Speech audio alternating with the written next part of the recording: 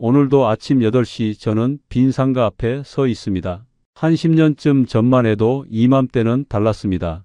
열쇠 꾸러미 들고 출근하면 임차인들이 사장님 오셨어요? 그 인사했거든요. 30년 넘게 농협 다니다가 퇴직하고 나서 처음 느낀 보람이었습니다. 이게 내 일터다. 그 자부심이 좋았어요. 그런데 지금은 임대 현수막만 바람에 펄럭입니다. 퇴직금 3억 가까이 투자했는데 지금 남은 건 1억 남짓입니다. 2억 가까이 날린 거죠. 더 아픈 건 출근할 곳이 사라졌다는 겁니다. 60을 훌쩍 넘긴 나이에 갈 곳이 없다는 게 이렇게 외로운 줄 몰랐습니다. 도대체 제게 무슨 일이 있었던 걸까요? 지금부터 그 이야기를 들려드리겠습니다. 시청 전 구독과 좋아요를 누르시면 로또에 당첨되는 행운이 올 수 있습니다. 그리고 지금 어디에서 시청하고 계신지 댓글로 남겨주세요. 여러분의 이야기도 듣고 싶습니다. 그럼 지금부터 시작되는 이야기 속으로 함께 들어가 볼까요?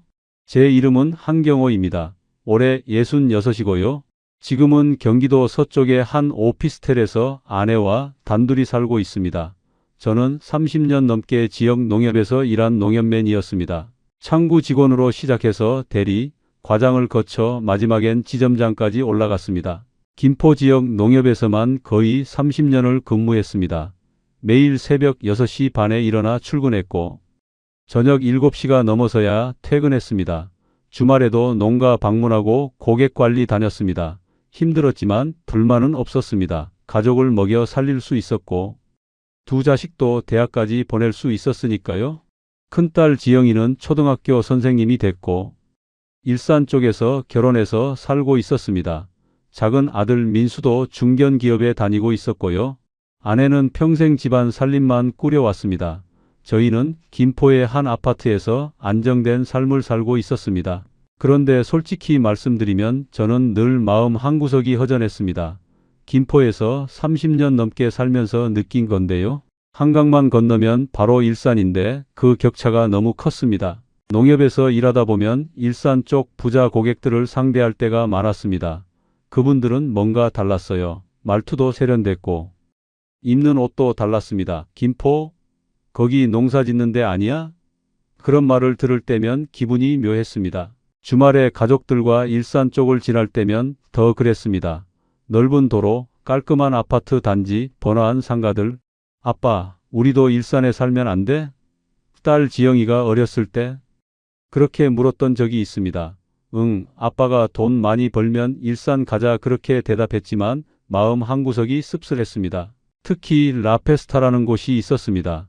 2000년대 초반에 생긴 쇼핑 거리였는데 정말 화려했습니다. 주말이면 젊은 사람들로 넘쳐났고 곳곳에서 공연도 열렸습니다.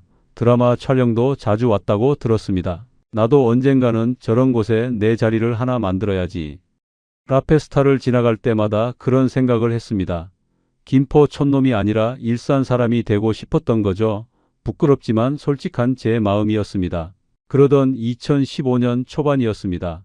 농협에서 명예퇴직 프로그램이 나왔습니다. 50대 중후반 직원들한테 희망퇴직을 권유하는 거였습니다.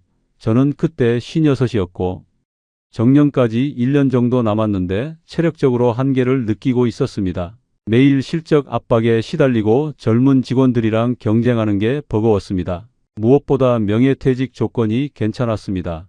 퇴직금에 위로금이랑 특별 보너스를 합치면 3억 가까이 나왔습니다. 한 달에 한 700만 원 넘게 받던 월급을 생각하면 3억은 큰 돈이었습니다. 아내한테 상의했습니다. 아내는 처음엔 반대했습니다. 여보, 정년까지 1년만 더 다니면 되잖아. 왜 지금 나와? 아내 말이 맞긴 했습니다. 1년만 더 버티면 몇 천만 원은 더 받을 수 있었으니까요. 하지만 저는 아내를 설득했습니다. 3억으로 뭔가 투자하면 월급보다 더 많이 벌 수 있어. 건강도 챙기고 여유롭게 살자고. 결국 아내도 동의했고 저는 2015년 상반기에 농협을 떠났습니다. 퇴직하고 한 달쯤 쉬면서 앞으로 어떻게 살지 고민했습니다. 3억을 은행 예금에 넣으면 당시 금리가 한 2% 정도라서 1년에 600만 원 이자밖에 안 나왔습니다. 턱없이 부족했습니다. 주식은 위험했고 코인 같은 건 도박이라고 생각했습니다. 30년 넘게 농협 생활을 하면서 배운 게 있었습니다. 부동산만이 답이라는 겁니다. 특히 상가 부동산이 좋았습니다. 아파트는 시세 차익만 노릴 수 있지만 상가는 월세 수익까지 나왔습니다. 농협 재직할 때 상가 담보 대출을 많이 처리했는데 성공한 고객들을 많이 봤습니다. 좋은 입지에 상가 사서 월세 받으면 평생 먹고 살 수 있었습니다. 그리고 제 머릿속엔 한 곳이 떠올랐습니다. 바로 일산 라페스타였습니다. 이제야 내 기회가 왔구나 그런 생각이 들었습니다. 30년 동경하던 일산에 드디어 제 자리를 만들 수 있겠다는 거죠. 2015년 여름쯤부터 본격적으로 상가 매물을 알아보기 시작했습니다. 일산 쪽 부동산 중개업소 여러 곳을 다니며 상담받았습니다. 중개사들은 한결같이 말했습니다. 일산은 최고 입지고 특히 라페스타는 공실이 거의 없으며 앞으로도 계속 좋을 거라고 했습니다. 실제로 라페스타 메인거리 1층 코너 상가는 권리금만 1억 넘게 붙어 있었습니다. 보증금 1억에 월세 500만 원이 넘었습니다. 저는 놀랐습니다. 그 정도 조건이면 매매가가 10억은 좋게 넘을 텐데 제 예산으로는 불가능했습니다. 중개사가 추천했습니다. 1층이 어려우시면 2층 알아보세요. 2층도 충분히 괜찮습니다. 실제로 2층 상가들도 대부분 공실이 없었습니다. 의류 매장, 카페, 음식점 같은 곳들이 장사를 잘하고 있었습니다. 그런데 그때 제 농협 선배한테서 연락이 왔습니다. 이창섭 선배였는데 저보다 5살쯤 많고 먼저 퇴직해서 일산에 상가를 갖고 있다고 들었습니다. 경호야, 퇴직했다며? 축하한다. 한번 만나자. 며칠 후 일산의 한 카페에서 선배를 만났습니다. 선배는 여유로워 보였습니다. BMW를 타고 왔고 옷차림도 깔끔했습니다. 나 라페스타 쪽에 상가 2개 있어. 월세만 한 달에 600 넘게 나와. 진작 할 걸 그랬어. 선배 말을 듣는데 부러웠습니다. 저도 그렇게 되고 싶었습니다. 선배, 저도 라페스타 상가 알아보는 중인데 어떻게 생각하세요? 선배는 자신 있게 대답했습니다. 좋지, 일산은 절대 안 망해. 특히 라페스타는 젊은 애들이 계속 오니까 걱정 없어. 내가 좋은 매물 나오면 연락해 줄게. 며칠 후 선배한테 연락이 왔습니다. 라페스타 중심부 쪽에 괜찮은 매물이 나왔다는 겁니다. 2층에 위치한 한 40평대 상가였습니다. 저는 여러 번 방문해서 직접 확인했습니다. 평일 저녁에 가보니 젊은 사람들로 넘쳐났습니다. 20대, 30대 커플들이 데이트하고 친구들끼리 밥 먹고 술 마시는 모습이 활기찼습니다. 주말에 가보니 더 놀라웠습니다. 토요일 오후쯤인데 사람이 발 디딜 틈이 없었습니다. 카페마다 대기 줄이 길었고 음식점은 예약해야 들어갈 수 있었습니다. 저는 확신했습니다. 이 상권은 절대 망하지 않는다고요? 매매가는 5억 정도였습니다. 임대 조건은 보증금 1억에 월세 380만 원쯤이었습니다. 현재 중견 여성 의류 브랜드가 임차해서 영업 중이었습니다. 저는 계산기를 두드렸습니다. 제 퇴직금이 3억 가까이 되니까 2억 정도 대출받으면 됐습니다. 당시 상가 담보 대출 금리가 연 3%대 중반쯤이었으니 월 이자가 한 60만 원 안팎이었습니다. 월세 380만 원에서 이자 60만 원을 빼면 순수익이 320만 원쯤 나왔습니다. 연간 한 3,800만 원 정도였습니다. 수익률로 계산하면 연 78% 정도였습니다. 은행 예금 2%랑 비교하면 거의 4배였습니다. 저는 흥분됐습니다. 이 정도면 충분히 괜찮은 투자라고 판단했습니다. 하지만 신중해야 했습니다. 중개사한테 물었습니다. 임차인이 계속 장사를 잘할 수 있을까요? 나중에 나가면 어떻게 되나요? 중개사는 자신 있게 대답했습니다. 이 브랜드 여기서 한 7년째 장사하고 있고 매출도 괜찮아요. 설사 나간다 해도 라페스타는 공실 걱정이 없습니다. 실제로 주변 상가들을 보니 공실이 거의 없었습니다. 간판이 새로 바뀐 곳도 있었지만 비어있는 곳은 찾아보기 어려웠습니다. 2015년 가을쯤 계약을 진행했습니다. 매도인은 60 초반쯤 되는 남성이었는데 건강 문제로 상가를 처분한다고 했습니다. 몇 년 전에 한 4억 중반대에 샀는데 5억에 파는 거라 수익이 크진 않아요. 하지만 그동안 월세 수익 많이 받았으니 나쁘지 않죠. 저는 농협에 상가 담보 대출을 신청했습니다. 30년 넘게 근무한 농협이었고 퇴직한 지 얼마 안 됐으니까 대출 승인이 쉬웠습니다. 담보 인정 비율도 60%쯤 나와서 이력 대출이 가능했습니다. 계약금으로 5천만 원을 주고 중도금이랑 잔금은 대출금으로 처리했습니다. 2015년 가을쯤 소유권 이전 등기가 완료됐습니다. 저는 건물주가 됐습니다. 정확히는 상가 한 호실의 주인이었지만 기분이 정말 좋았습니다. 첫 월세가 그해 말쯤 들어왔습니다. 380만 원이 제 통장에 찍혔습니다. 짜릿했습니다. 은행 이자 60만 원 가까이 빼고 320만 원 정도가 순수익이었습니다. 이 돈으로 생활하면 여유로웠습니다. 아내한테 자랑했습니다. 여보, 내가 투자 잘했지? 이제 걱정 없이 살 수 있어. 아내도 좋아했습니다. 매달 300 넘게 들어오면 우리 생활비로 충분하고 남는 돈은 저축할 수 있겠네. 김포 친구들 만날 때마다 자랑했습니다. 야, 나 일산 라페스타에 상가 샀어. 매달 월세 300 넘게 나와. 다들 부러워했습니다. 역시 농협 출신답게 안목이 있네. 우리는 그냥 김포에서 늙어가는데. 그 말을 들을 때마다 기분이 좋았습니다. 평생 김포에서 촌놈 취급받던 제가 드디어 일산 건물주가 된 거니까요. 2016년이 시작됐습니다. 매달 월세가 정확하게 들어왔고 임차인도 성실했습니다. 저는 새로운 일상을 만들었습니다. 매일 아침 8시쯤 상가에 출근하기로 한 겁니다. 처음엔 아내가 의아해했습니다. 여보, 퇴직했는데 왜 또 출근해? 집에서 쉬지. 저는 대답했습니다. 그냥 집에만 있으면 늙어.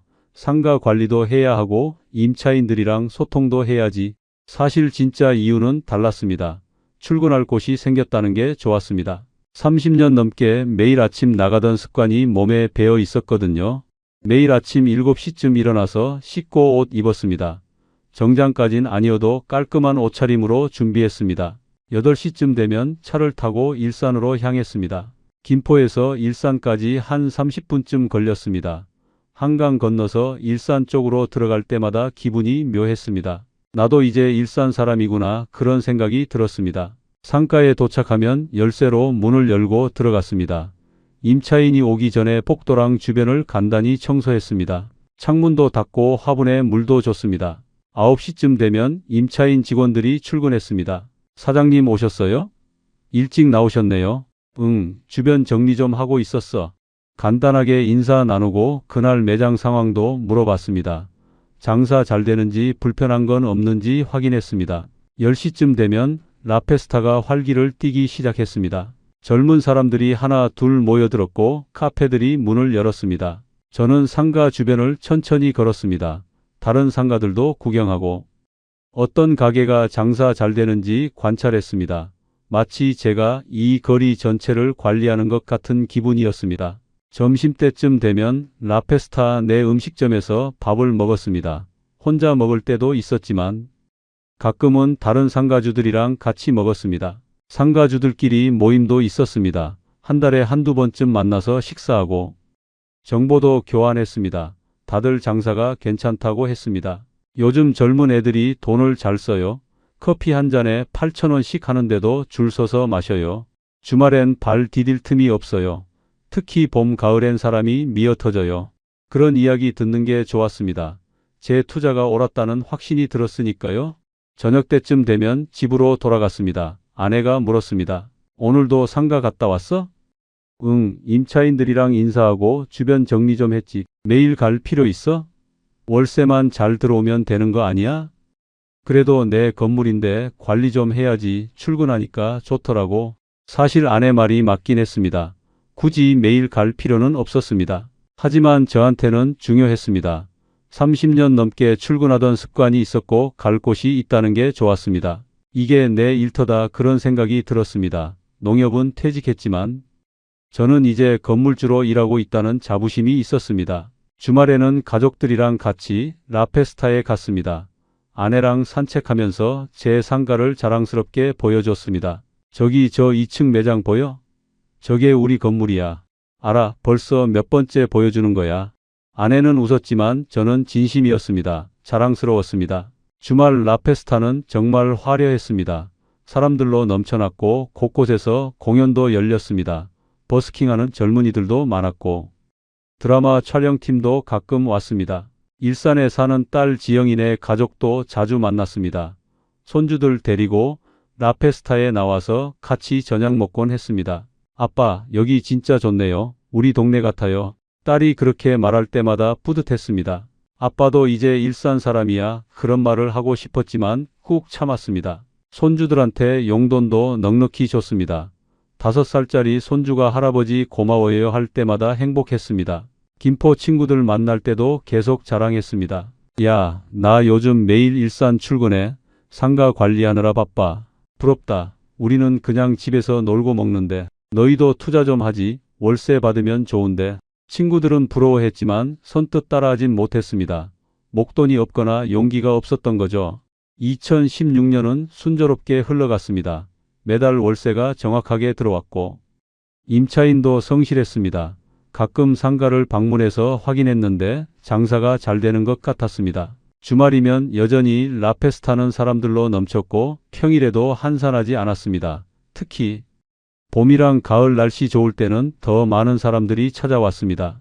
스트리트형 상가라서 야외를 걷는 재미가 있었고 곳곳에서 공연도 열렸습니다. 젊은 커플들이 데이트 코스로 라페스타를 선택했고 가족 단위 방문객도 많았습니다. 저는 안심했습니다. 이 정도면 한 10년은 문제없겠다고 생각했습니다. 월세 수익 300 넘게 받으면 저희 부부는 충분히 생활할 수 있었습니다. 김포 아파트는 전세로 살고 있었는데 전세금은 제 예금에서 나왔고 생활비는 월세로 충당했습니다. 매달 한 20만 원에서 30만 원쯤 남았고 그 돈은 비상금으로 모았습니다. 2016년 하반기쯤 좋은 소식도 있었습니다. 라페스타 인근 부동산 시세가 올랐다는 겁니다. 제가 5억에 산 상가가 5억 중반대로 평가됐습니다. 1년 만에 몇천만 원 시세 차익이 생긴 겁니다. 실제로 팔 생각은 없었지만 기분은 좋았습니다. 자산 가치가 늘어난 느낌이었습니다. 2017년 초반도 비슷했습니다.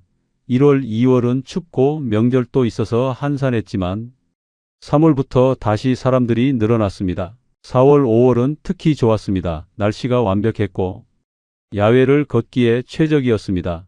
라페스타는 여전히 일산 최고 명소였습니다. 저는 행복했습니다. 농협 다닐 때는 매일 스트레스에 시달렸는데 이제는 자유로웠습니다.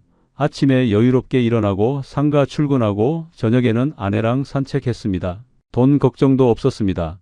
매달 300 넘게 자동으로 들어왔으니까요. 일하지 않고 돈을 버는 기분이 이렇게 좋은 줄 몰랐습니다. 그해 여름쯤 아내랑 제주도에 다녀왔습니다.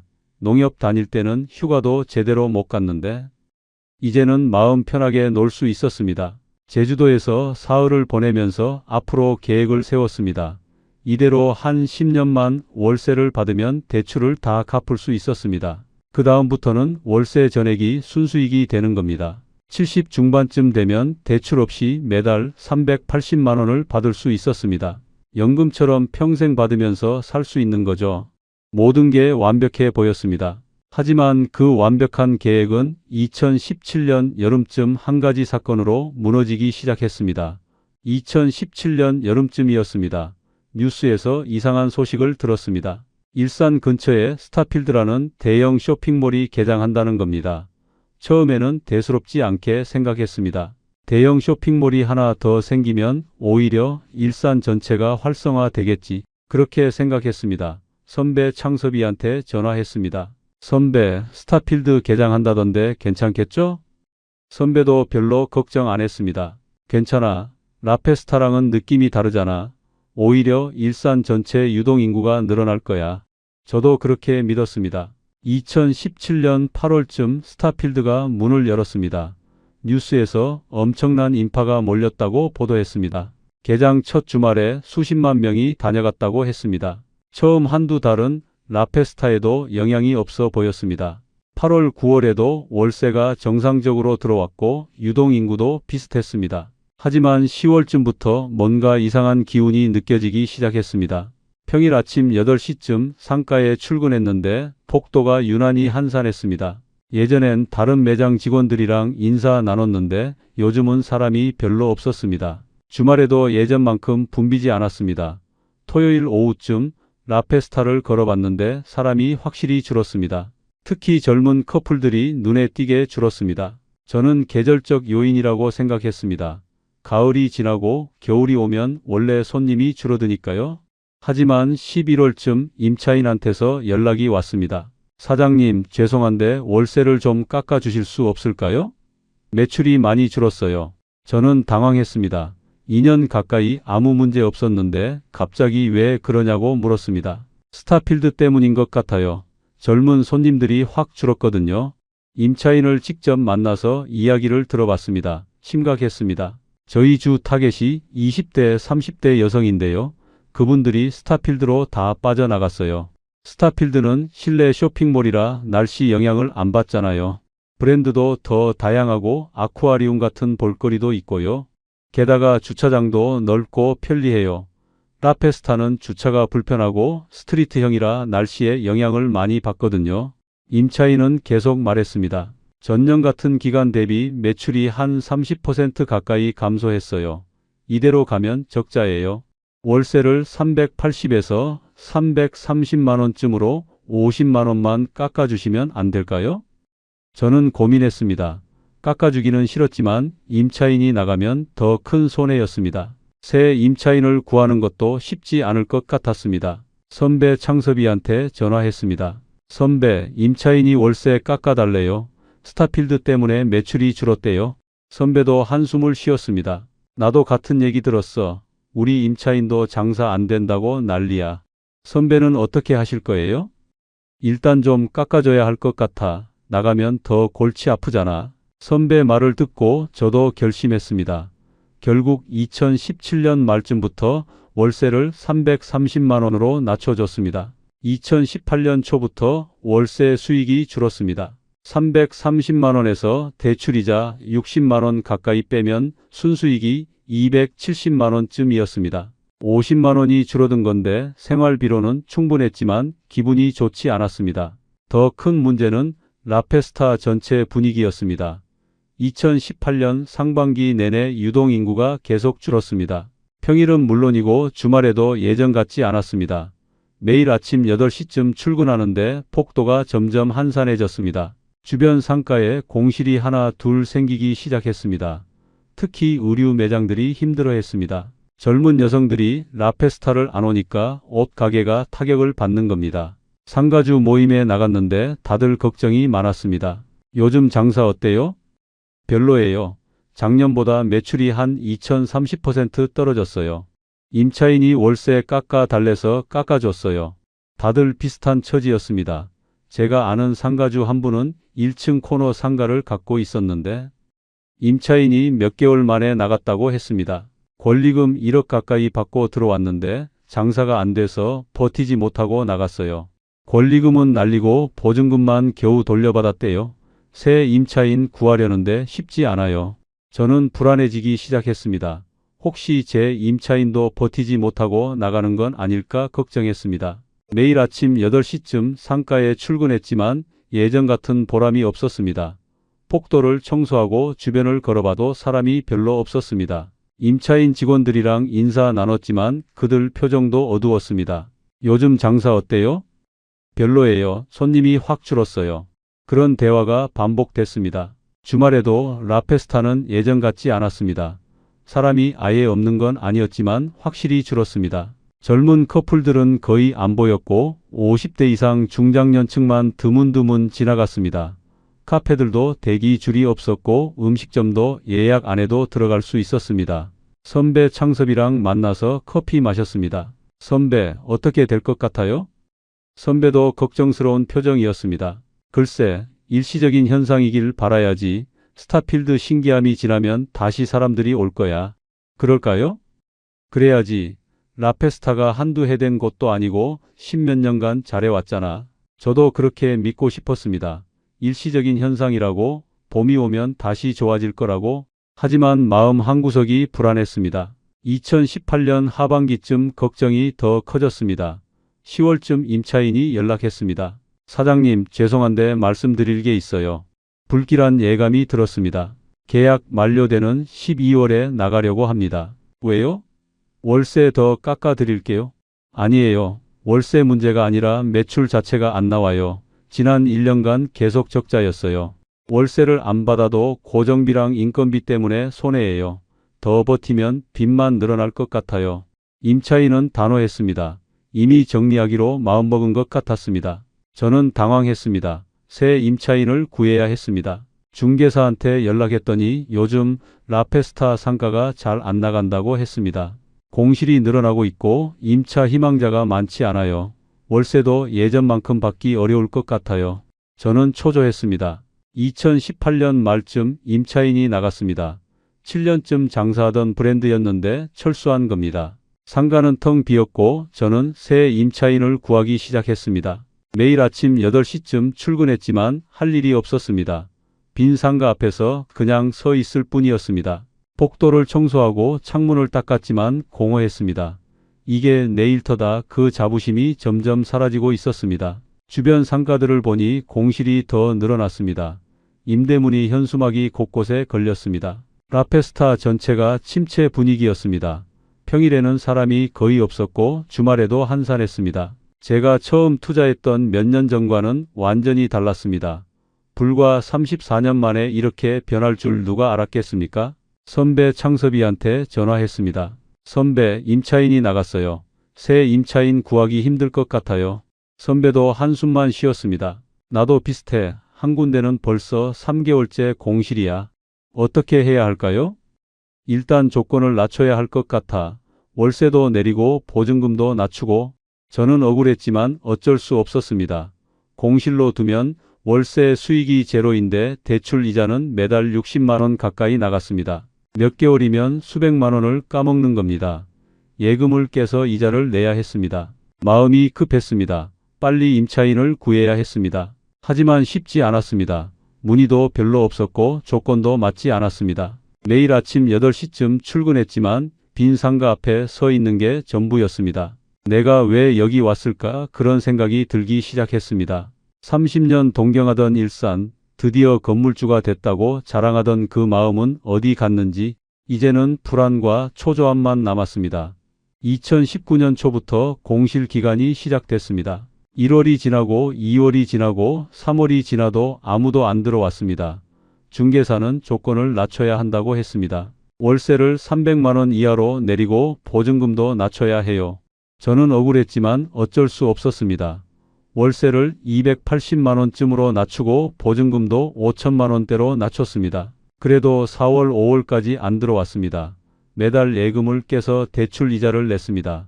한 달에 60만 원 가까이 나갔는데 반년이면 350만 원 넘게 까먹는 겁니다. 매일 아침 8시쯤 출근했지만 빈 상가만 바라볼 뿐이었습니다. 복도를 청소하고 주변을 걸었지만 할 일이 없었습니다. 내가 뭐 하는 거지? 그런 생각이 자꾸 들었습니다. 아내가 말했습니다. 여보, 그냥 집에 있어. 매일 거기 가봤자 뭐해. 그래도 내 건물인데 관리 좀 해야지. 비어있는데 무슨 관리를 해. 기름값만 나가잖아. 아내 말이 맞았습니다. 하지만 저는 계속 출근했습니다. 갈 곳이 없었거든요. 7월쯤 드디어 임차인을 구했습니다. 하지만 조건이 나빴습니다. 보증금 5천만 원에 월세 280만 원이었습니다. 권리금은 당연히 없었습니다. 저는 마음이 아팠지만 받아들였습니다. 공실보다는 나았으니까요. 2019년 하반기부터 월세 280만 원을 받기 시작했습니다. 대출이자 60만 원 가까이 빼면 순수익이 220만 원쯤이었습니다. 처음 투자했을 때 320만 원에서 100만 원이 줄어든 겁니다. 생활비로는 빠듯했지만 그래도 참았습니다. 새 임차인은 소규모 의류 편집숍을 운영했습니다. 젊은 사장님이었는데 나름 열심히 하는 것 같았습니다. SNS 마케팅도 하고 신상품도 자주 들여왔습니다. 저는 응원했습니다. 잘 되길 바랐습니다. 하지만 2019년 1년을 돌아보니 참담했습니다. 반년은 공실이었고 반년만 월세를 받았습니다. 총 수익이 1,600만 원 넘게 나왔는데 대출이자 700만 원 가까이 빼면 순수익이 1,000만 원도 안 됐습니다. 한 달 평균 80만 원쯤이었습니다. 턱없이 부족했습니다. 부족한 생활비는 예금을 깨서 버텼습니다. 1년간 1,500만 원 넘게 예금을 썼습니다. 불안했지만 내년에는 나아질 거라고 믿었습니다. 하지만 2020년 초에 더 큰 재앙이 찾아왔습니다. 2020년 1월쯤 뉴스에서 중국 쪽에 이상한 폐렴이 돈다는 소식을 들었습니다. 처음에는 남의 나라 일이라고 생각했습니다. 하지만 2월부터 한국에서도 확진자가 나오기 시작했습니다. 대구 쪽에서 집단 감염이 터졌고 정부에서 사회적 거리두기를 시행했습니다. 코로나19였습니다. 3월부터 모든 게 멈췄습니다. 사람들이 외출을 안 했고 쇼핑몰이 텅 비었습니다. 라페스타는 더 심각했습니다. 야외 거리라서 사람들이 더 꺼려했습니다. 유동인구가 거의 사라졌습니다. 제 임차인이 연락했습니다. 사장님, 장사가 안 돼요. 하루 매출이 10만 원도 안 나와요. 4월 초에 또 연락이 왔습니다. 더 이상 못 버티겠어요. 폐업하겠습니다. 3개월 만이었습니다. 저는 패닉 상태였습니다. 보증금 5천만 원을 돌려줘야 했고 상가는 또 공실이 됐습니다. 코로나 상황에서 새 임차인을 구하는 건 불가능했습니다. 4월부터 12월까지 1년 내내 공실이었습니다. 2020년 전체가 공실이었습니다. 월세 수익은 제로였고 대출 이자만 700만 원 가까이 나갔습니다. 예금을 계속 깼습니다.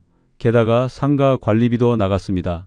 비어 있어도 기본 관리비가 월 15만 원쯤 나왔습니다. 1년이면 180만 원이었습니다. 대출 이자랑 관리비를 합치면 880만 원 가까이 까먹은 겁니다. 생활비까지 합치면 2천만 원 넘게 예금을 썼습니다. 저는 절망스러웠습니다. 상가 시세도 떨어졌습니다. 중개사한테 물어보니 지금은 3억 중반대라고 했습니다. 5억에서 1억 5천만 원 가까이 떨어진 겁니다. 팔고 싶어도 살 사람이 없었습니다. 코로나 상황에서 누가 라페스타 상가를 사겠습니까? 저는 버티는 수밖에 없었습니다. 코로나가 끝나길 기다렸습니다. 매일 아침 8시쯤 출근했지만 빈 상가 앞에서 서 있는 게 전부였습니다. 복도에는 사람이 없었고 주변 상가들도 대부분 문을 닫았습니다. 임대문의 현수막만 바람에 펄럭이었습니다. 라페스타는 유령 상권이 됐습니다. 아내가 말했습니다. 여보, 이제 그만 가. 거기 가봤자 뭐해. 그래도 내 건물인데. 비어있는데 무슨 건물이야. 그냥 짐덩이지. 아내 목소리가 차가웠습니다. 예전엔 제 투자를 믿어줬는데 이제는 아니었습니다. 선배 창섭이한테 전화했습니다. 선배, 어떻게 하면 좋을까요? 선배도 한숨만 쉬었습니다. 나도 비슷해. 두 군데 다 공실이야. 빚만 늘어가고 있어. 팔까요? 지금 팔면 큰 손해야. 그냥 버티는 수밖에 없어. 2021년에도 상황은 나아지지 않았습니다. 백신이 나왔지만 변이가 계속 나왔고 확진자가 끊이지 않았습니다. 거리두기는 계속됐고 라페스타는 계속 비어 있었습니다. 상반기 내내 공실이었습니다. 저는 조건을 더 낮췄습니다. 월세를 220만 원으로 내렸고 보증금도 3천만 원대로 낮췄습니다. 그래도 아무도 안 들어왔습니다. 7월쯤 중개사가 연락했습니다. 한 분이 관심 있는데 월세를 180만 원으로 낮춰달래요. 저는 화가 났습니다. 180만 원이면 대출 이자도 못 건지는데 말이 돼요? 사장님, 그래도 공실보단 낫지 않을까요? 중개사 말을 듣고 이성적으로 생각해보니 180만 원이라도 받는 게 나았습니다. 공실로 두면 제로인데 180만 원이면 대출이자 빼고도 120만 원쯤은 남았습니다. 9월쯤 그 조건으로 계약했습니다. 2021년 1년 동안 한 7개월은 공실이었고 몇 개월만 월세를 받았습니다. 총 수익이 400만 원도 안 됐고 대출이자는 700만 원 가까이 나갔습니다. 300만 원 넘게 적자였습니다. 관리비까지 합치면 500만 원 넘게 손해였습니다. 예금이 계속 줄어들었습니다. 제 자산이 녹아내리고 있었습니다. 9월부터 새 임차인이 들어왔습니다. 젊은 부부가 운영하는 카페였습니다. 30대 초반쯤 보이는 부부였는데 남편은 전직 바리스타였고 아내는 디저트를 만든다고 했습니다. 코로나 상황에도 불구하고 도전한다며 의욕을 보였습니다. 저는 응원했습니다. 이 부부가 잘 됐으면 했습니다. 월세는 180만 원이었습니다.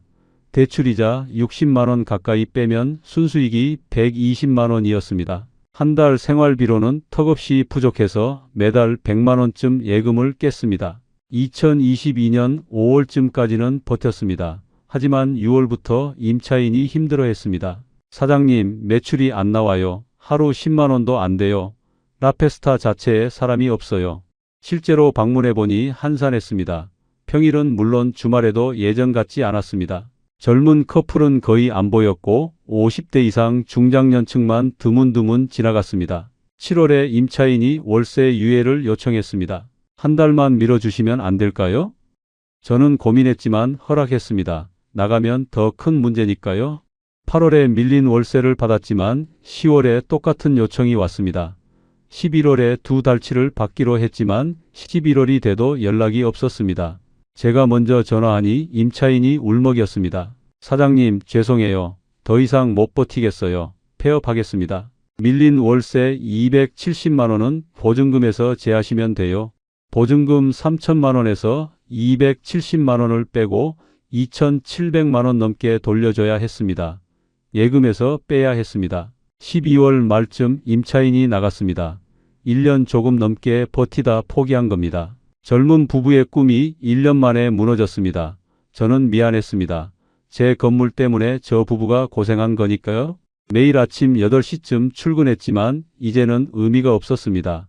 빈 상가 앞에 서서 임대 현수막만 바라볼 뿐이었습니다. 이게 내 일터다. 그 자부심은 완전히 사라졌습니다. 이제는 내가 왜 여기 왔나 그런 생각만 들었습니다. 60을 훌쩍 넘긴 나이에 갈 곳도 없고 할 일도 없었습니다. 외로웠습니다. 정말 외로웠습니다. 2023년부터 상황이 더 악화됐습니다. 코로나는 끝났지만 라페스타는 회복되지 않았습니다. 공실률이 폭증했습니다. 상가 10군데 중 4, 5군데는 비어 있었습니다. 전체를 걸어보니 절반 가까이가 공실이었습니다. 임대문에 현수막이 곳곳에 걸렸습니다. 권리금 없음, 보증금 협의 가능, 관리비만 내고 쓰세요 같은 문구도 보였습니다. 저는 월세를 150만 원으로 낮추고 보증금도 2천만 원대로 낮췄습니다. 그래도 안 들어왔습니다. 중개사한테 독촉했지만 소용없었습니다.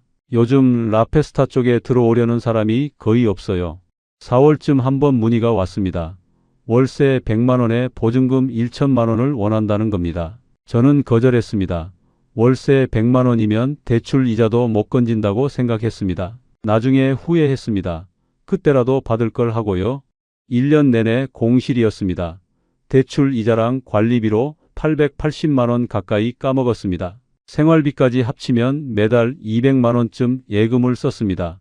1년에 2,400만 원이었습니다. 가을쯤 충격적인 소식을 들었습니다. 일산 쪽 1층 상가가 감정가 8억 넘게 나왔는데 1억 중반대에 낙찰됐다는 겁니다. 감정가의 20%도 안 됐습니다.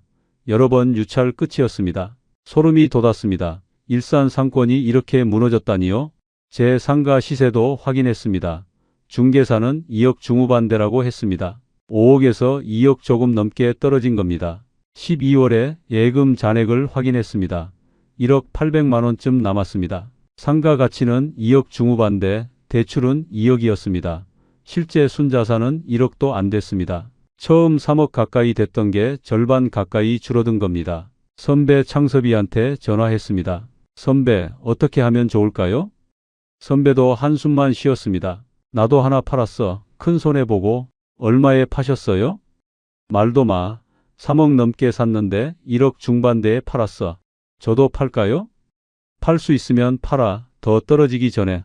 12월 어느 날 상인회 모임에 참석했습니다. 다들 비슷한 처지였습니다. 공실로 고생하고 월세도 못 받고 있었습니다.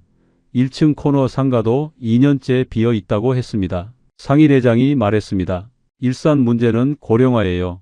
주민 대여섯 명 중 한 명이 노인이고 앞으로 더 심해질 거래요. 젊은 층은 다른 신도시로 빠져나갔고 남은 건 노인뿐이에요. 노인들은 돈을 안 써요. 커피 2,000원짜리 마시고 앉아만 있어요. 젊은 사람들은 8,000원짜리 커피에 만원짜리 디저트 먹는데 말이죠. 구매력이 몇 배 차이 나요? 다른 신도시는 대기업이 있어서 젊은 직장인들이 많지만 일산은 일자리가 없는 배드타운일 뿐이에요. 모두 한숨만 쉬었습니다. 더 이상 버틸 수가 없었습니다. 저는 매도를 결심했습니다. 2024년 초쯤 상가 매도를 중개사한테 의뢰했습니다. 가격은 3억으로 제시했습니다. 조금이라도 손실을 줄이고 싶었습니다.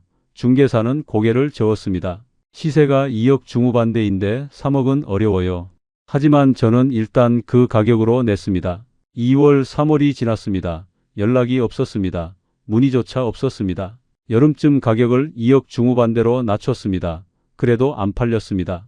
가을에 2억 중반대로 더 낮췄습니다. 한 번 문의가 왔지만 가격이 안 맞는다며 포기했습니다. 상대방은 2억 초반대를 제시했습니다. 저는 거절했습니다. 너무 낮다고 생각했습니다. 겨울에 2억 중후반으로 또 낮췄습니다. 심리적 마지노선이었습니다. 하지만 연락이 없었습니다. 1년 동안 매달 대출 이자랑 관리비로 70만 원 넘게, 생활비까지 합치면 매달 200만 원쯤 예금이 줄었습니다. 1년간 2,400만 원이 사라졌습니다. 딸 지영이한테 전화가 왔습니다. 아빠, 손주들 학원비 좀 도와주실 수 있어요? 예전엔 흔쾌히 줬을 텐데 지금은 망설여졌습니다. 지영아, 미안한데 아빠가 지금 좀 어려워서. 아빠, 무슨 일 있어요? 아니야, 괜찮아. 조금만 기다려. 딸한테 솔직하게 말할 수가 없었습니다. 일산 상가 투자 실패했다고 말하면 딸이 얼마나 실망할까요? 손주들 얼굴 보는 게 두려웠습니다. 할아버지가 용돈도 못 주니까요. 김포 친구들도 만나기 싫었습니다. 예전엔 나 일산 상가 잘돼 자랑했는데 지금은 창피했습니다. 친구들 만날 약속 잡으면 핑계대고 안 나갔습니다. 몸이 안 좋아서 약속이 있어서 그렇게 피했습니다. 2025년 초쯤 저는 다급해졌습니다. 가격을 2억 중반으로 낮췄습니다. 급매로 올렸습니다. 2월 초에 중개사가 전화했습니다. 한 분이 관심 있는데 2억을 제시했어요. 저는 기가 막혔습니다. 2억이면 대출만 갚고 끝인데 말이 되냐고 했습니다. 하지만 중개사가 말했습니다.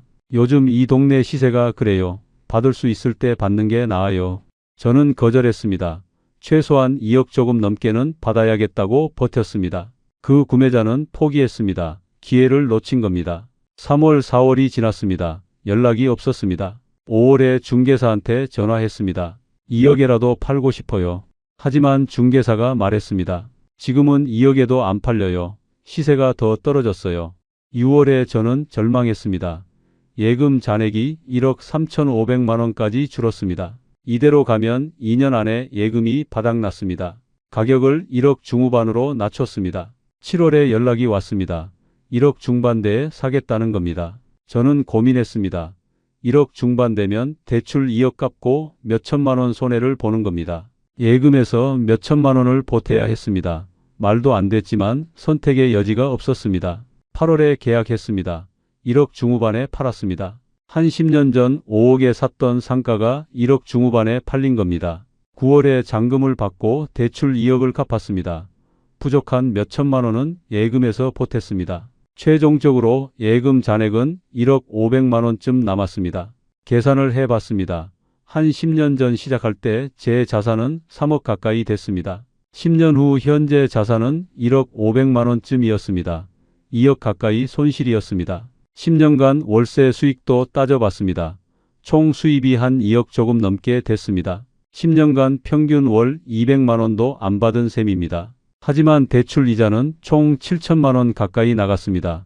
순수익은 1억 중반대였습니다. 10년간 월 평균 130만 원쯤 번 겁니다. 처음 계획했던 월 320만 원과는 천지 차이였습니다. 상가 매매 손실이랑 예상 수익 대비 부족분을 합치면 실질적으로 2억 중후반을 날린 겁니다. 3억 가까이 시작해서 1억 500만 원 남고 10년을 고생한 겁니다. 저는 허탈했습니다. 아내는 울었습니다. 우리 노후가 어떻게 돼? 이제 어떻게 사냐고? 아내가 울먹였습니다. 저도 눈물이 났습니다. 30년 넘게 성실하게 일해서 모은 퇴직금을 이렇게 날려버렸다는 게 믿기지 않았습니다. 딸 지영이한테도 미안했습니다. 결혼자금 도와줄 형편이 안 됐고 손주들 육아비도 못 줬습니다. 김포 친구들한테도 얼굴을 들 수가 없었습니다. 나 일산 건물주 됐어 자랑하던 그 입으로 이제 뭐라고 말할까요? 선배 창섭이한테 전화했습니다. 선배, 저도 팔았어요. 큰 손해 봤어요. 선배도 한숨만 쉬었습니다. 나도 2개 다 팔았어. 우리 둘 다 속았지 뭐. 후회돼요. 나도 마찬가지야. 근데 어쩌겠어. 이미 지나간 일인데. 전화를 끊고 빈 상가 앞에 마지막으로 섰습니다. 10년간 매일 아침 8시쯤 출근하던 곳이었습니다. 이게 내 일터다 자부심 느끼던 곳이었습니다. 하지만 이제는 아무 의미가 없었습니다. 임대 현수막만 바람에 펄럭이었습니다. 저는 돌아섰습니다. 다시는 이곳에 오지 않을 겁니다. 지금 저희 부부는 경기도 서쪽의 한 오피스텔에서 살고 있습니다. 월세 40만 원쯤 되는 곳입니다. 일산 아파트 전세는 몇 년 전에 뺐습니다. 전세금 2억 가까이 받아서 상가 대출 이자 내는 데 썼습니다. 그 돈도 다 날아갔습니다. 남은 예금 1억 500만 원쯤으로 전세를 얻을 수도 있었지만 그러면 생활비가 없었습니다. 그래서 월세로 살기로 했습니다. 매달 예금에서 150만 원쯤 인출해서 월세랑 생활비로 씁니다. 이대로 가면 한 7년 후면 예금이 바닥납니다. 저는 올해 60을 훌쩍 넘었습니다. 국민연금을 신청했습니다. 65쯤부터 받을 수 있는데 저는 몇 년 늦게 신청했습니다. 조금이라도 더 받으려고 늦춘 겁니다. 월 95만 원쯤 나옵니다. 거기에 농협 퇴직연금까지 합치면 월 175만 원쯤 됩니다. 그걸로 연명할 겁니다. 노후는 끝났습니다. 좁은 오피스텔 창가에 앉아서 월세 계약서를 들여다봤습니다. 작은 방, 좁은 주방, 낡은 가구들, 10년 전 일산 라페스타 상가 앞에서 이게 내 일터다 자부심 느끼던 그때가 떠올랐습니다. 30년 동경하던 일산, 드디어 건물주가 됐다고 김포 친구들한테 자랑하던 그 순간이 생각났습니다. 하지만 지금은 김포로 돌아왔습니다. 쫓겨나듯 돌아왔습니다. 딸 지영이한테 전화가 왔습니다. 아빠, 이번 주말에 손주들 데리고 놀러 갈까요? 응, 그래, 우리 집으로 와. 저는 지갑에서 10,000원짜리 몇 장을 꺼냈습니다. 예전엔 5만 원씩 줬는데 지금은 10,000원씩만 줬습니다. 딸이 눈치를 챘습니다.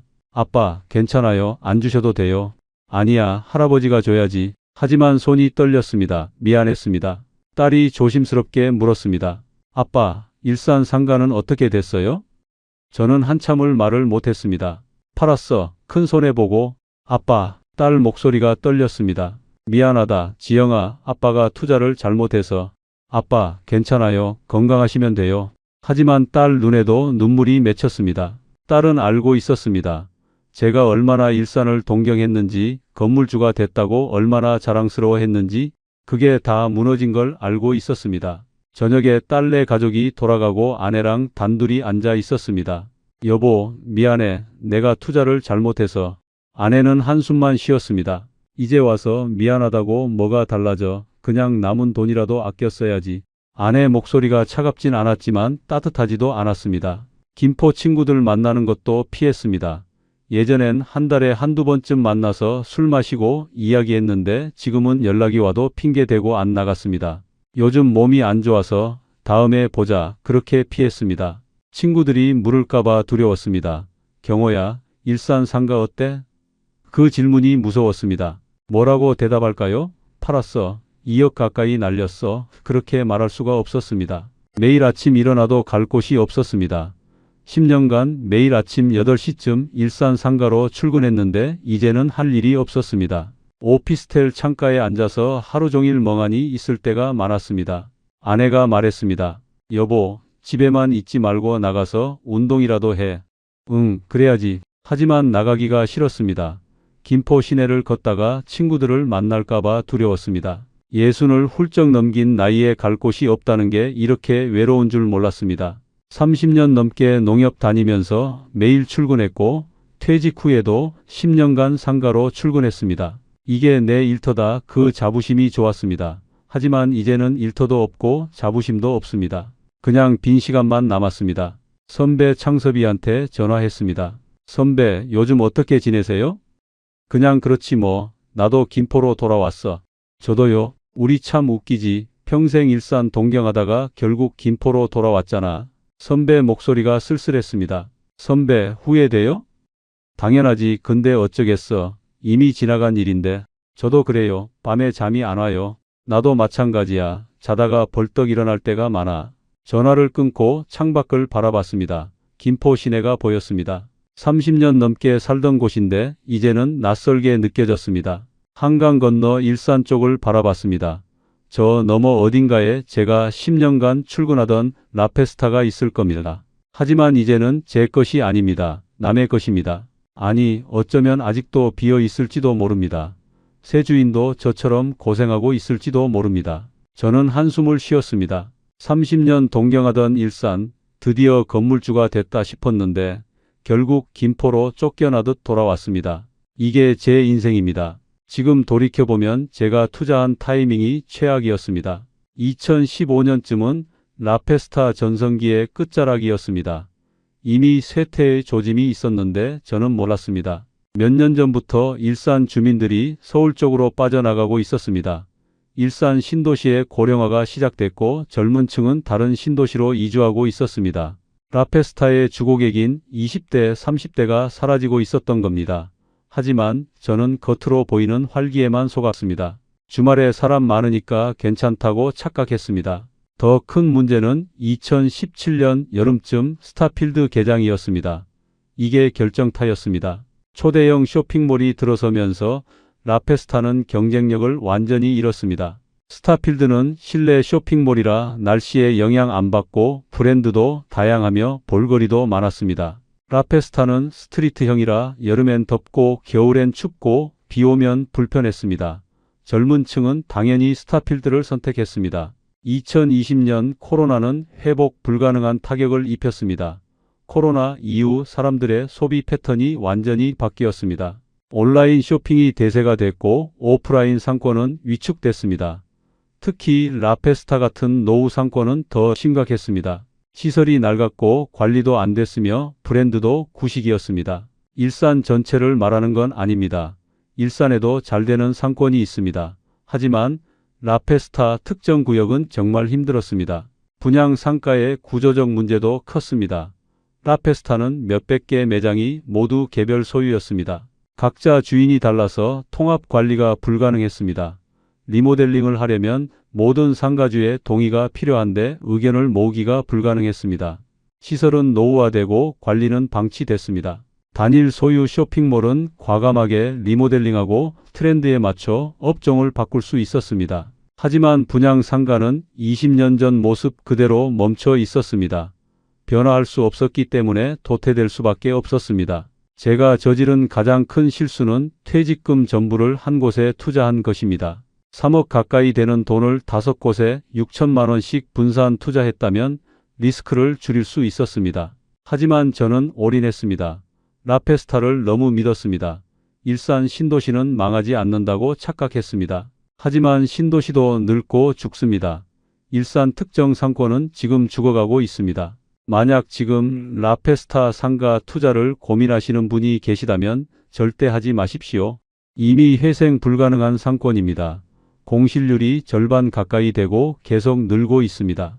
권리금은 사라진 지 오래고 월세도 반토막 이하로 났습니다. 임차인을 구하기도 어렵고 구해도 얼마 못 가 나갑니다. 특정 지역 전체가 고령화되고 있고 젊은 층은 계속 떠나고 있습니다. 한 10년 후면 주민 4, 5명 중 1명이 노인입니다. 소비력이 없는 도시에서 상권이 살아날 리 없습니다. 상가 투자는 입지가 전부입니다. 유동인구가 사라진 입지는 가치가 없습니다. 제가 투자했던 곳은 그런 곳이었습니다. 저는 30년 넘게 농협에서 일했습니다. 숫자를 다루는 게 익숙했고 투자 분석도 할 줄 안다고 생각했습니다. 하지만 그게 함정이었습니다.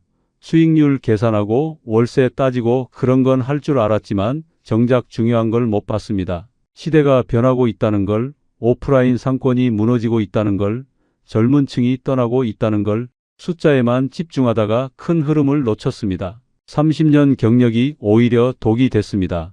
내가 뭘 모르겠어. 그런 자만심이 있었습니다. 하지만 부동산은 은행 업무랑 달랐습니다.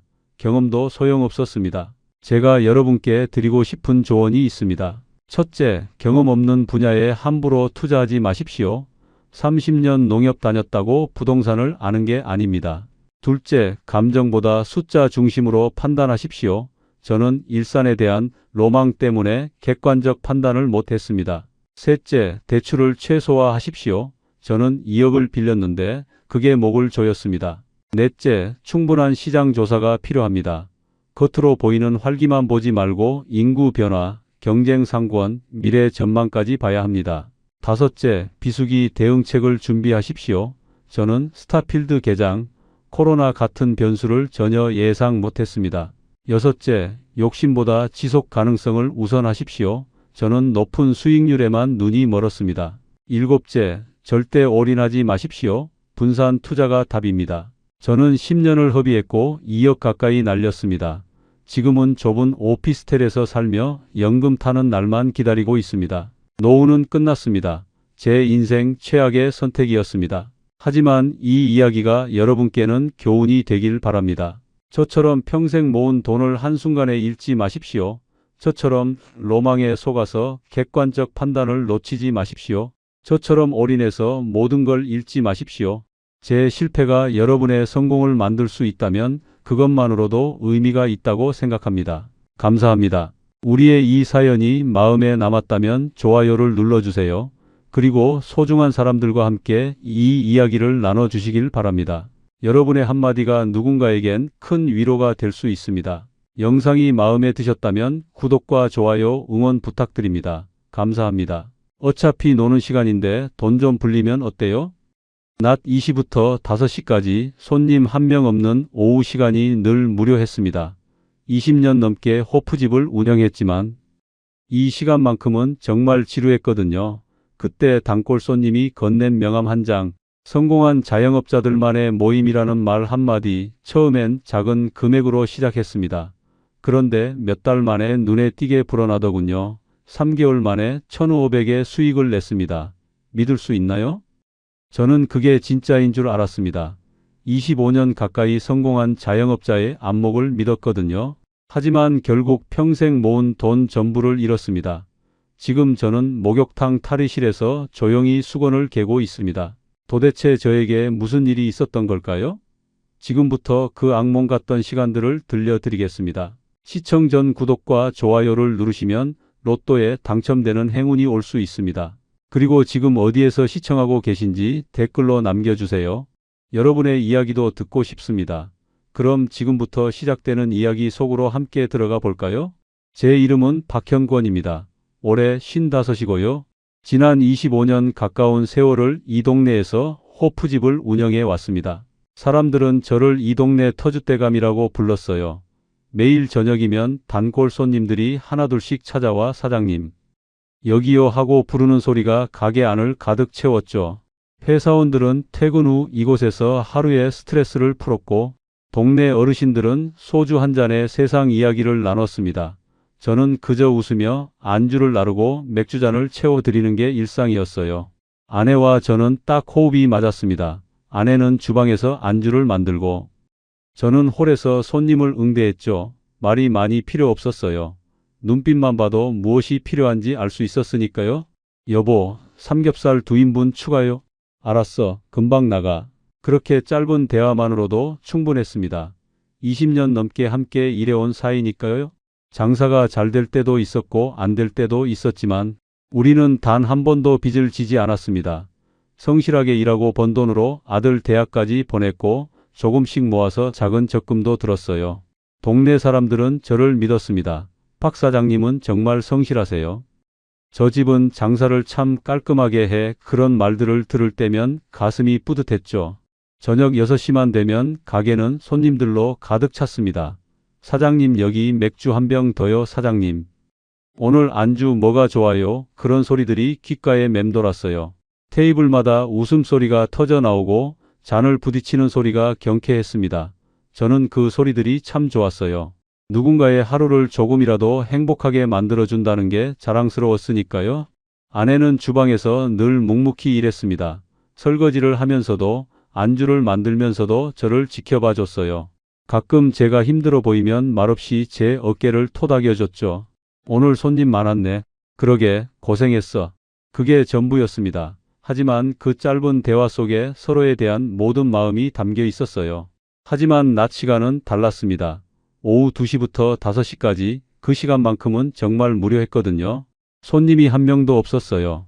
텅 빈 홀에 혼자 앉아 있으면 시간이 정말 안 갔습니다. 이 시간을 뭐라도 하면서 보낼 수 없을까? 그런 생각을 자주 했어요. 청소를 하고 정리를 해도 1시간이면 끝나니까요. 나머지 시간은 그냥 휴대폰만 만지작거리며 보냈죠. 가끔 아내가 주방에서 나와 물었습니다. 뭐해? 아무것도 안 해. 심심해. 그럼 좀 쉬어. 저녁에 또 바쁠 텐데. 아내 말이 맞았어요. 하지만 쉬는 것도 지루했습니다. 20년 넘게 일만 하며 살아온 사람이 갑자기 가만히 앉아 있으려니 몸이 근질근질했거든요. 그렇게 평범하고 무료한 낮 시간들이 반복되고 있었습니다. 그때만 해도 저는 이 지루함이 제 인생을 완전히 바꿔놓을 줄은 꿈에도 몰랐어요. 어느 날 오후였습니다. 언제나처럼 텅 빈 홀에 혼자 앉아 창밖을 멍하니 바라보고 있었죠. 그때 가게 문이 열리는 소리가 들렸습니다. 단골 손님 한 명이 들어왔어요. 3년 정도 다닌 손님이었는데 편견선 증권이라는 회사에 다닌다고 했던 것 같습니다. 보통은 저녁 시간에 회식으로 오는 사람이었는데 낮에 오는 건 처음이었어요. 사장님 계세요? 팀장님 어쩐 일이세요? 낮에는 처음이시네요. 오늘 휴가라서요. 지나가다가 들렀어요. 그는 환하게 웃으며 자리에 앉았습니다. 저는 물 한 잔을 따라 드렸죠. 낮에는 장사 안 하세요? 손님이 없어서요. 저녁에나 좀 붐비지. 그럼 이 시간에는 좀 심심하시겠네요. 그렇죠. 뭐 할 것도 없고. 그가 잠시 저를 바라보더니 말했습니다. 사장님, 혹시 낮 시간 활용해서 돈 좀 불려보실 생각 없으세요? 그 한마디가 제 귀를 확 잡아 끌었습니다. 지루하게 보내던 낮 시간을 활용할 수 있다는 말이 묘하게 솔깃했거든요. 돈을 불린다는 게 무슨 말씀이신지. 요즘 자영업자분들 중에 낮 시간 활용해서 투자하시는 분들이 꽤 많거든요. 장사 안 되는 시간에 그냥 쉬시는 것보다 훨씬 낫죠. 투자라는 단어에 저는 조금 경계심이 들었습니다. 평생 장사만 해온 사람이 무슨 투자를 알겠어요. 저는 그런 거 잘 모르는데요. 아니에요. 어려운 거 아닙니다. 사장님같이 경험 많으신 분이면 충분히 하실 수 있어요. 그의 말투는 정중했고 강요하는 느낌도 없었어요. 오히려 저를 배려하는 것처럼 느껴졌죠. 한번 생각해 보세요. 제가 명함 드릴게요. 그는 명함을 꺼내 제게 건넸습니다. 편견선 증권 투자자문팀 팀장이라고 적혀 있었어요. 혹시 관심 있으시면 연락 주세요. 성공한 자영업자들만 모이는 작은 모임이 있거든요. 성공한 자영업자들만 모이는 모임. 그 말이 묘하게 귓가에 맴돌았습니다. 저도 25년 가까이 장사를 해온 사람이니까 그런 모임에 들어갈 자격이 있다는 말처럼 들렸거든요. 알겠습니다. 생각해 볼게요. 네, 사장님, 그럼 저는 이만 가볼게요. 오늘 좋은 하루 되세요. 그는 웃으며 가게를 나갔습니다. 저는 손에 쥔 명함을 한참 동안 바라봤어요. 그날 밤 장사를 마치고 아내와 함께 정리를 하면서도 그 명함이 자꾸 머릿속에 떠올랐습니다. 하지만 아내에게는 말하지 않았어요. 아직 확실한 게 아니었으니까요. 오늘 손님 좀 많았네. 주말이라 그래. 아내는 언제나처럼 묵묵히 설거지를 했고 저는 테이블을 닦았습니다. 평범한 하루였죠. 하지만 제 주머니 속 명함 한 장이 제 인생을 완전히 바꿔놓을 씨앗이 될 줄은 그때 몰랐습니다. 명함을 받은 지 일주일쯤 지났을까요? 저는 여전히 낮 시간이 지루했습니다. 매일 오후 2시만 되면 텅 빈 홀에서 시간만 죽이고 있었거든요. 그날도 마찬가지였어요. 창밖을 멍하니 바라보며 앉아 있는데 휴대폰이 울렸습니다. 모르는 번호였지만 왠지 받아야 할 것 같았어요. 여보세요? 사장님, 저 편견선 증권 팀장입니다. 기억하시죠? 네 팀장님, 안녕하세요. 사장님, 그 후로 생각 좀 해보셨나 해서 전화 드렸어요. 사실 명함은 서랍에 넣어뒀지만 가끔 생각이 났었습니다. 낮 시간을 활용한다는 게 뭔지 궁금하기도 했고요. 아직 잘 모르겠어서요. 그러실 줄 알았습니다. 그래서 제가 오늘 오후에 한번 뵙고 자세히 설명드리고 싶은데 괜찮으실까요? 저는 잠시 망설였습니다. 하지만 어차피 할 일도 없는 오후였고 들어만 보는 거야 나쁠 게 없다는 생각이 들었어요. 네, 좋습니다. 몇 시쯤 오실 건가요? 2시 반쯤 괜찮으시겠어요? 네, 그럼 그때 뵙죠. 전화를 끊고 나니 약간 긴장이 됐습니다. 뭔가 새로운 일이 시작될 것만 같은 묘한 기대감도 있었고요. 2시 반이 되자 팀장이 정확히 들어왔습니다. 깔끔한 정장 차림에 서류 가방을 들고 있었어요. 사장님, 안녕하세요. 어서 오세요. 여기 앉으세요. 저는 커피를 2잔 내왔습니다. 그가 자리에 앉으며 환하게 웃었어요. 박 대표님, 이렇게 시간 내주셔서 감사합니다. 박 대표님, 그 순간 제 귀가 번쩍 뜨였습니다. 저를 대표님이라고 부른 건 처음이었거든요. 단골 손님들은 그냥 사장님이라고만 불렀는데 대표님이라는 호칭이 묘하게 기분 좋았어요. 아, 네, 뭐 할 일도 없는 시간이라. 박 대표님께서 이 동네에서 25년 가까이 장사하셨다고 들었습니다. 정말 대단하신 거 아시죠? 뭐 그냥 열심히 한 것뿐인데요. 아닙니다. 요즘 자영업이 얼마나 힘든데요. 그걸 25년 가까이 하셨다는 건 정말 능력이 있으시다는 겁니다. 그의 칭찬에 저도 모르게 어깨가 으쓱해졌습니다. 평소에는 그냥 일만 하느라 제가 뭘 잘했는지 생각해 본 적이 없었거든요. 사실 박 대표님 같은 분들이 저희가 찾는 분들입니다. 그게 무슨 말씀이신지 그가 가방에서 태블릿을 꺼냈습니다. 화면을 켜더니 보여줬어요. 이게 저희가 운영하는 VIP 투자 자문 채널입니다. 성공한 자영업자들만 초대하는 비공개 모임이에요. 화면에는 카카오톡 채팅방 같은 게 보였습니다. 사람들이 주식 이야기를 하고 있었어요. 보세요. 여기 계신 분들이 다 박 대표님처럼 오랫동안 사업하신 분들입니다. 연매출 3억 이상 자영업자분들만 초대하거든요. 연매출 3억 이상, 저희 가게도 그 정도는 됐습니다. 제가 그런 조건을 충족하는 사람이라는 게 뭔가 자랑스러웠어요. 여기 계신 분 중에는 프랜차이즈 대표님들도 계시고 건물주 사장님들도 계십니다. 그런 분들이 왜 이런 걸 하시는 거죠? 간단합니다. 다들 사업으로 돈을 버시잖아요. 그런데 그 돈을 그냥 은행에만 넣어두면 이자가 얼마 안 되니까요. 그래서 여유 자금으로 투자를 하시는 겁니다. 그 말이 일리가 있다고 생각됐습니다. 저도 적금을 들어뒀지만 이자가 정말 얼마 안 됐거든요. 하지만 저는 주식 같은 거 해본 적이 없어서요. 그래서 저희가 있는 겁니다. 박 대표님께서 직접 하시는 게 아니에요. 저희 전문 애널리스트들이 분석한 정보를 드리면 박 대표님은 그냥 버튼만 누르시면 됩니다. 버튼만 누르면 된다. 그 말이 참 쉽게 들렸어요. 그리고 박 대표님, 어차피 낮 시간에 노시잖아요. 이 시간 활용해서 돈 좀 불리시면 나중에 은퇴하셔도 여유롭게 사실 수 있어요. 그 말에 저는 조금 흔들렸습니다. 사실 55이면 이제 은퇴도 생각해야 할 나이였거든요. 아들도 대학 졸업하고 취직했으니 이제 저희 부부 노후를 준비할 때였죠. 일단 이거 한번 보세요. 그가 다시 화면을 넘겼습니다. 누군가의 계좌 인증 화면이었어요. 빨간 글씨로 수익률이 떡하니 박혀 있었습니다. 이분은 한 달 만에 30% 수익 내셨어요. 원래 2천만 원 넣으셨는데 지금 2,600이 됐죠. 30% 은행 1년 이자보다 훨씬 많았습니다. 물론 항상 이렇게 되는 건 아닙니다. 하지만 저희 정보력은 정말 확실하거든요. 그런데 이게 안전한 건가요? 물론입니다. 박 대표님, 저희 평견선증권은 정식 금융회사입니다. 그리고 이건 불법도 아니고 정상적인 투자 자문이에요.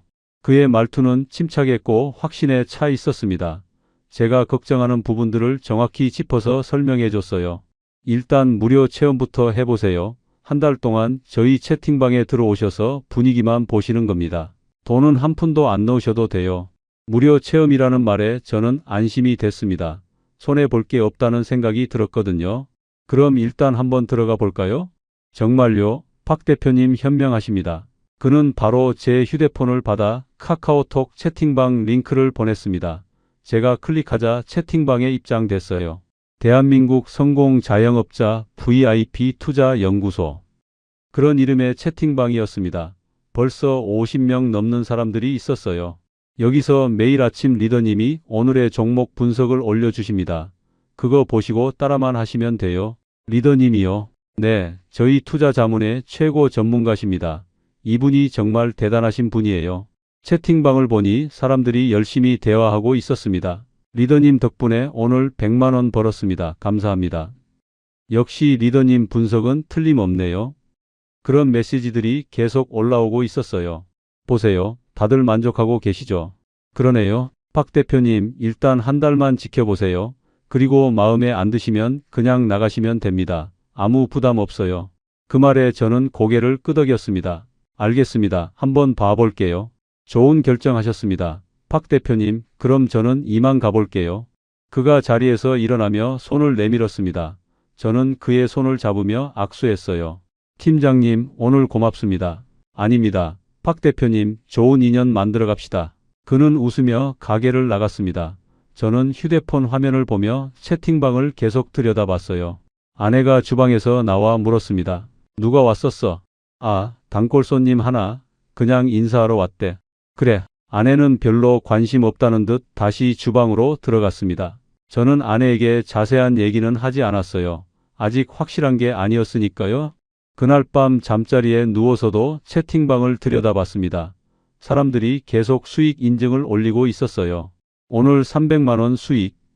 이번 주에만 500 벌었습니다. 그런 메시지들이 끝없이 올라왔습니다. 저는 점점 빠져들고 있었어요. 다음 날 아침 채팅방에 리더라는 사람이 메시지를 올렸습니다. 여러분 좋은 아침입니다. 오늘의 시장 분석 시작하겠습니다. 그리고 길게 경제 상황과 주식 전망에 대해 설명했어요. 정말 전문가처럼 보였습니다. 오늘 추천 종목은 오오바이오입니다. 매수 타이밍은 오전 10시 정각입니다. 그 메시지가 뜨자 사람들이 일제히 반응했습니다. 리더님 감사합니다. 오늘도 믿고 갑니다. 저는 그냥 지켜만 봤어요. 아직 돈을 넣지 않은 상태였으니까요. 그날 오후 채팅방이 또 난리가 났습니다. 오오바이오 10% 상승했습니다. 리더님 대박입니다. 계좌 인증 사진들이 우르르 올라왔어요. 정말 다들 수익을 낸 것처럼 보였습니다. 저는 그걸 보면서 생각했어요. 진짜 되는구나. 이게 진짜였어. 그렇게 일주일이 지났습니다. 매일 아침 리더가 분석을 올렸고 저녁이면 사람들이 수익 인증을 했어요. 거의 매일 적중했습니다. 저는 점점 확신이 들었습니다. 이건 진짜다. 나도 해볼 만하다. 일주일 후 팀장에게서 다시 전화가 왔습니다. 박 대표님 어떠세요? 채팅방 분위기 괜찮으시죠? 네, 신기하네요. 정말 맞더라고요. 그러시죠? 저희 정보력은 의심하실 필요 없으십니다. 그런데 이제 어떻게 하는 건가요? 이제 본격적으로 시작하시면 됩니다. 박 대표님께서 편하신 금액으로 시작하시면 돼요. 편하신 금액, 저는 잠시 생각했습니다. 얼마 정도가 적당할까요? 보통 처음 하시는 분들은 1000만 원 정도로 시작하십니다. 너무 작으면 수익도 작으니까요. 1000만 원, 제게는 작지 않은 돈이었지만 불가능한 금액도 아니었습니다. 알겠습니다. 한번 해볼게요. 좋습니다. 그럼 제가 계좌 정보 보내드릴게요. 입금하시면 바로 시작하실 수 있습니다. 전화를 끊고 저는 통장을 확인했습니다. 적금이 좀 있었어요. 1000만 원 정도는 뺄 수 있었습니다.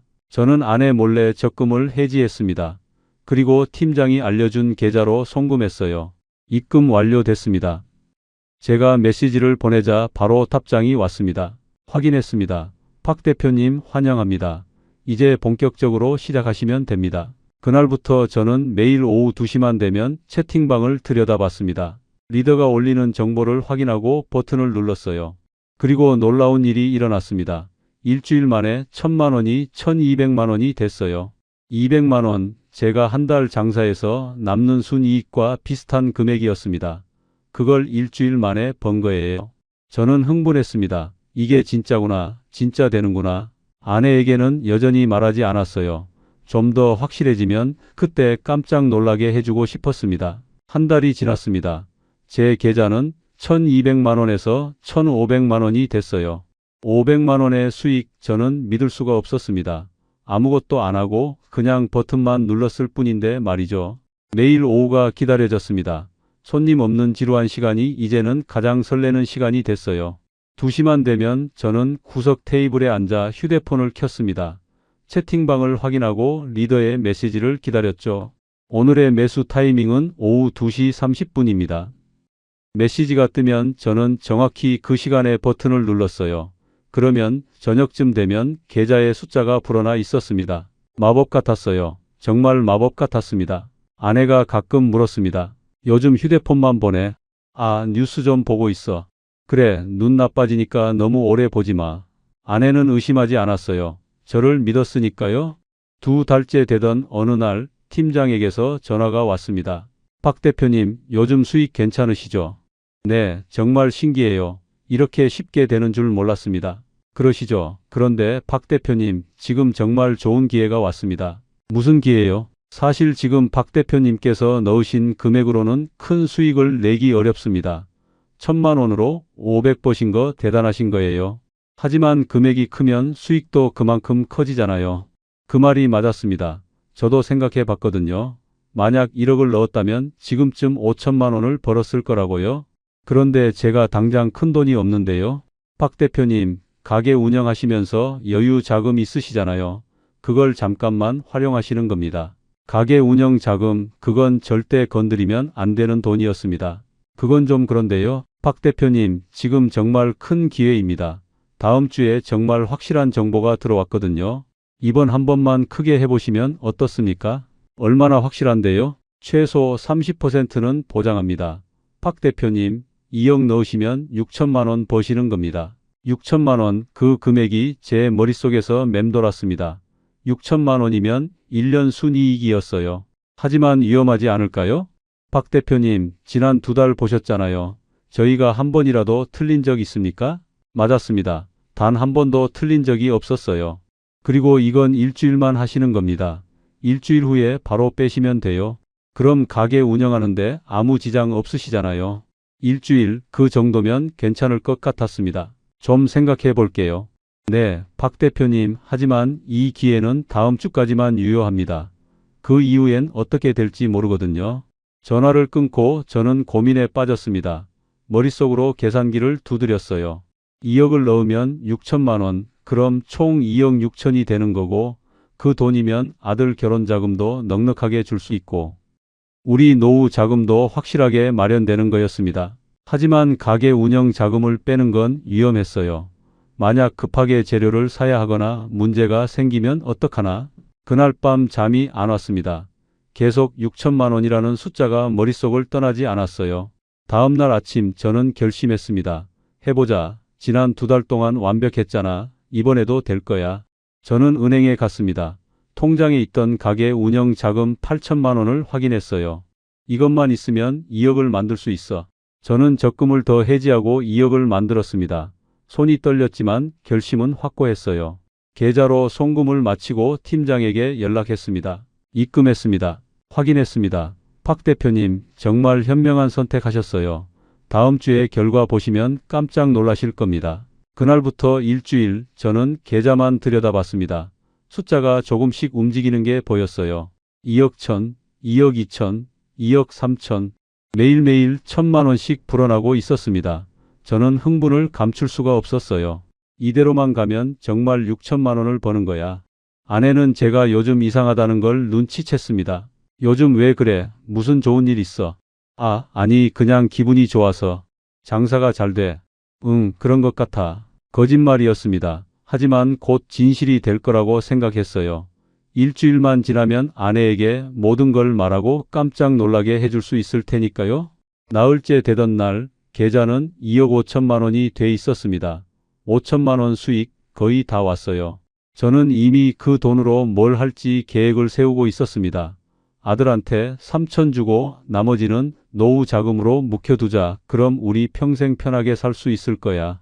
닷새째 2억 7천, 엿새째 2억 8천. 일주일째 되는 날 아침 저는 두근거리는 마음으로 계좌를 확인했습니다. 2억 9천만 원.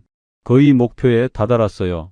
오늘 장이 마감되면 3억이 넘을 것 같았습니다. 저는 가게 청소를 하면서도 계속 휴대폰을 확인했어요. 숫자가 계속 올라가고 있었습니다. 오후 2시 리더에게서 메시지가 왔습니다. 여러분 축하드립니다. 이번 일주일 목표 달성하신 분들 많으시죠? 오늘 오후 3시에 일단 매도 타이밍입니다. 매도, 그럼 돈을 빼는 거였습니다. 드디어 끝났어. 저는 가슴이 두근거렸어요. 3시가 되길 기다렸습니다. 손님이 한 명 들어왔지만 신경도 안 쓰였어요. 3시 정각 저는 매도 버튼을 눌렀습니다. 그런데 화면이 멈췄어요. 잠시만요. 처리 중입니다. 그런 메시지만 계속 떴습니다. 저는 조금 불안했지만 괜찮을 거라고 생각했어요. 10분이 지났습니다. 여전히 처리 중이었어요. 20분, 30분. 저는 점점 초조해졌습니다. 채팅방을 확인했어요. 다른 사람들도 비슷한 상황이었습니다. 저도 매도가 안 돼요. 시스템 오류인가요? 그때 리더가 메시지를 올렸습니다. 여러분 잠시 서버 점검 중입니다. 오늘 거래량이 많아서 그런 것 같습니다. 조금만 기다려 주세요. 서버 점검 저는 안도했습니다. 그럴 수도 있지. 곧 해결되겠지. 하지만 1시간이 지나도 화면은 그대로였어요. 저는 팀장에게 전화를 걸었습니다. 팀장님, 저 매도가 안 되는데요. 아, 박 대표님, 지금 서버 점검 중이라 그래요. 조금만 기다리시면 됩니다. 언제쯤 되는 건가요? 오늘 밤까지는 해결될 겁니다. 걱정 마세요. 전화를 끊고 저는 불안한 마음으로 기다렸습니다. 저녁 영업시간이 됐습니다. 손님들이 하나둘 들어왔지만 저는 제대로 응대할 수가 없었어요. 사장님, 여기 맥주 한 병이요. 아, 네, 금방 갖다 드릴게요. 저는 계속 휴대폰만 확인했습니다. 하지만 화면은 여전히 멈춰 있었어요. 밤 11시 마지막 손님이 나가고 저는 다시 팀장에게 전화를 걸었습니다. 하지만 전화를 받지 않았어요. 고객님께서 전화를 받을 수 없습니다. 식은땀이 났습니다. 저는 채팅방을 확인했어요. 다른 사람들도 연락이 안 된다고 난리였습니다. 리더님 연락 안 돼요. 팀장님들 전화 안 받아요. 그때 제 머릿속이 하얘졌습니다. 설마 이게 아니야, 아닐 거야. 서버 점검이라고 했잖아. 내일 아침이면 해결될 거야. 저는 애써 진정하려 했지만 손이 계속 떨렸어요. 아내가 주방에서 나왔습니다. 손님 다 갔어. 이제 정리하자. 응. 저는 대답은 했지만 정신이 없었습니다. 계속 휴대폰만 들여다봤어요. 왜 그래? 어디 아파? 아니, 괜찮아. 거짓말이었습니다. 저는 전혀 괜찮지 않았어요. 그날 밤 한숨도 자지 못했습니다. 계속 화면을 새로 고침했지만 아무것도 바뀌지 않았어요. 다음 날 아침 저는 부은 눈으로 다시 확인했습니다. 여전히 똑같았어요. 팀장에게 다시 전화를 걸었습니다. 고객님께서 전화를 받을 수 없습니다. 리더에게도 연락했습니다. 고객님께서 전화를 받을 수 없습니다. 채팅방을 확인했습니다. 존재하지 않는 채팅방입니다.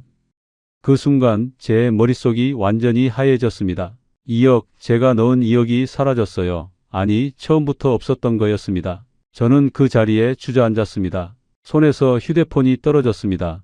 바닥에 떨어진 휴대폰 화면이 꺼졌다가 다시 켜졌어요. 저는 다시 주워 들고 확인했습니다. 혹시 제가 잘못 본 건 아닐까? 꿈인 건 아닐까? 하지만 현실이었어요. 채팅방은 사라졌고 전화는 받지 않았고 계좌는 접속조차 되지 않았습니다. 아니야, 이럴 리 없어. 저는 중얼거리며 다시 전화를 걸었습니다. 1번, 2번, 10번. 고객님께서 전화를 받을 수 없습니다. 같은 멘트만 계속 반복됐어요. 다리에 힘이 풀렸습니다. 저는 그대로 테이블에 기대앉았어요. 머릿속이 하얘졌습니다. 2억, 가게 운영 자금 8천에 적금 해지한 돈 1200, 제가 3개월 동안 번 500까지 합쳐서 2억이었어요. 그 돈이 한순간에 증발했습니다. 아니, 증발한 게 아니었어요. 처음부터 없었던 겁니다. 제가 본 숫자들은 전부 거짓이었던 거죠. 하하. 웃음이 나왔습니다. 미친 사람처럼 웃음이 터져 나왔어요. 제 자신이 너무나 한심했거든요. 25년 가까이 장사하면서 단 한 번도 사기를 당한 적 없던 제가 이렇게 쉽게 넘어갔다니.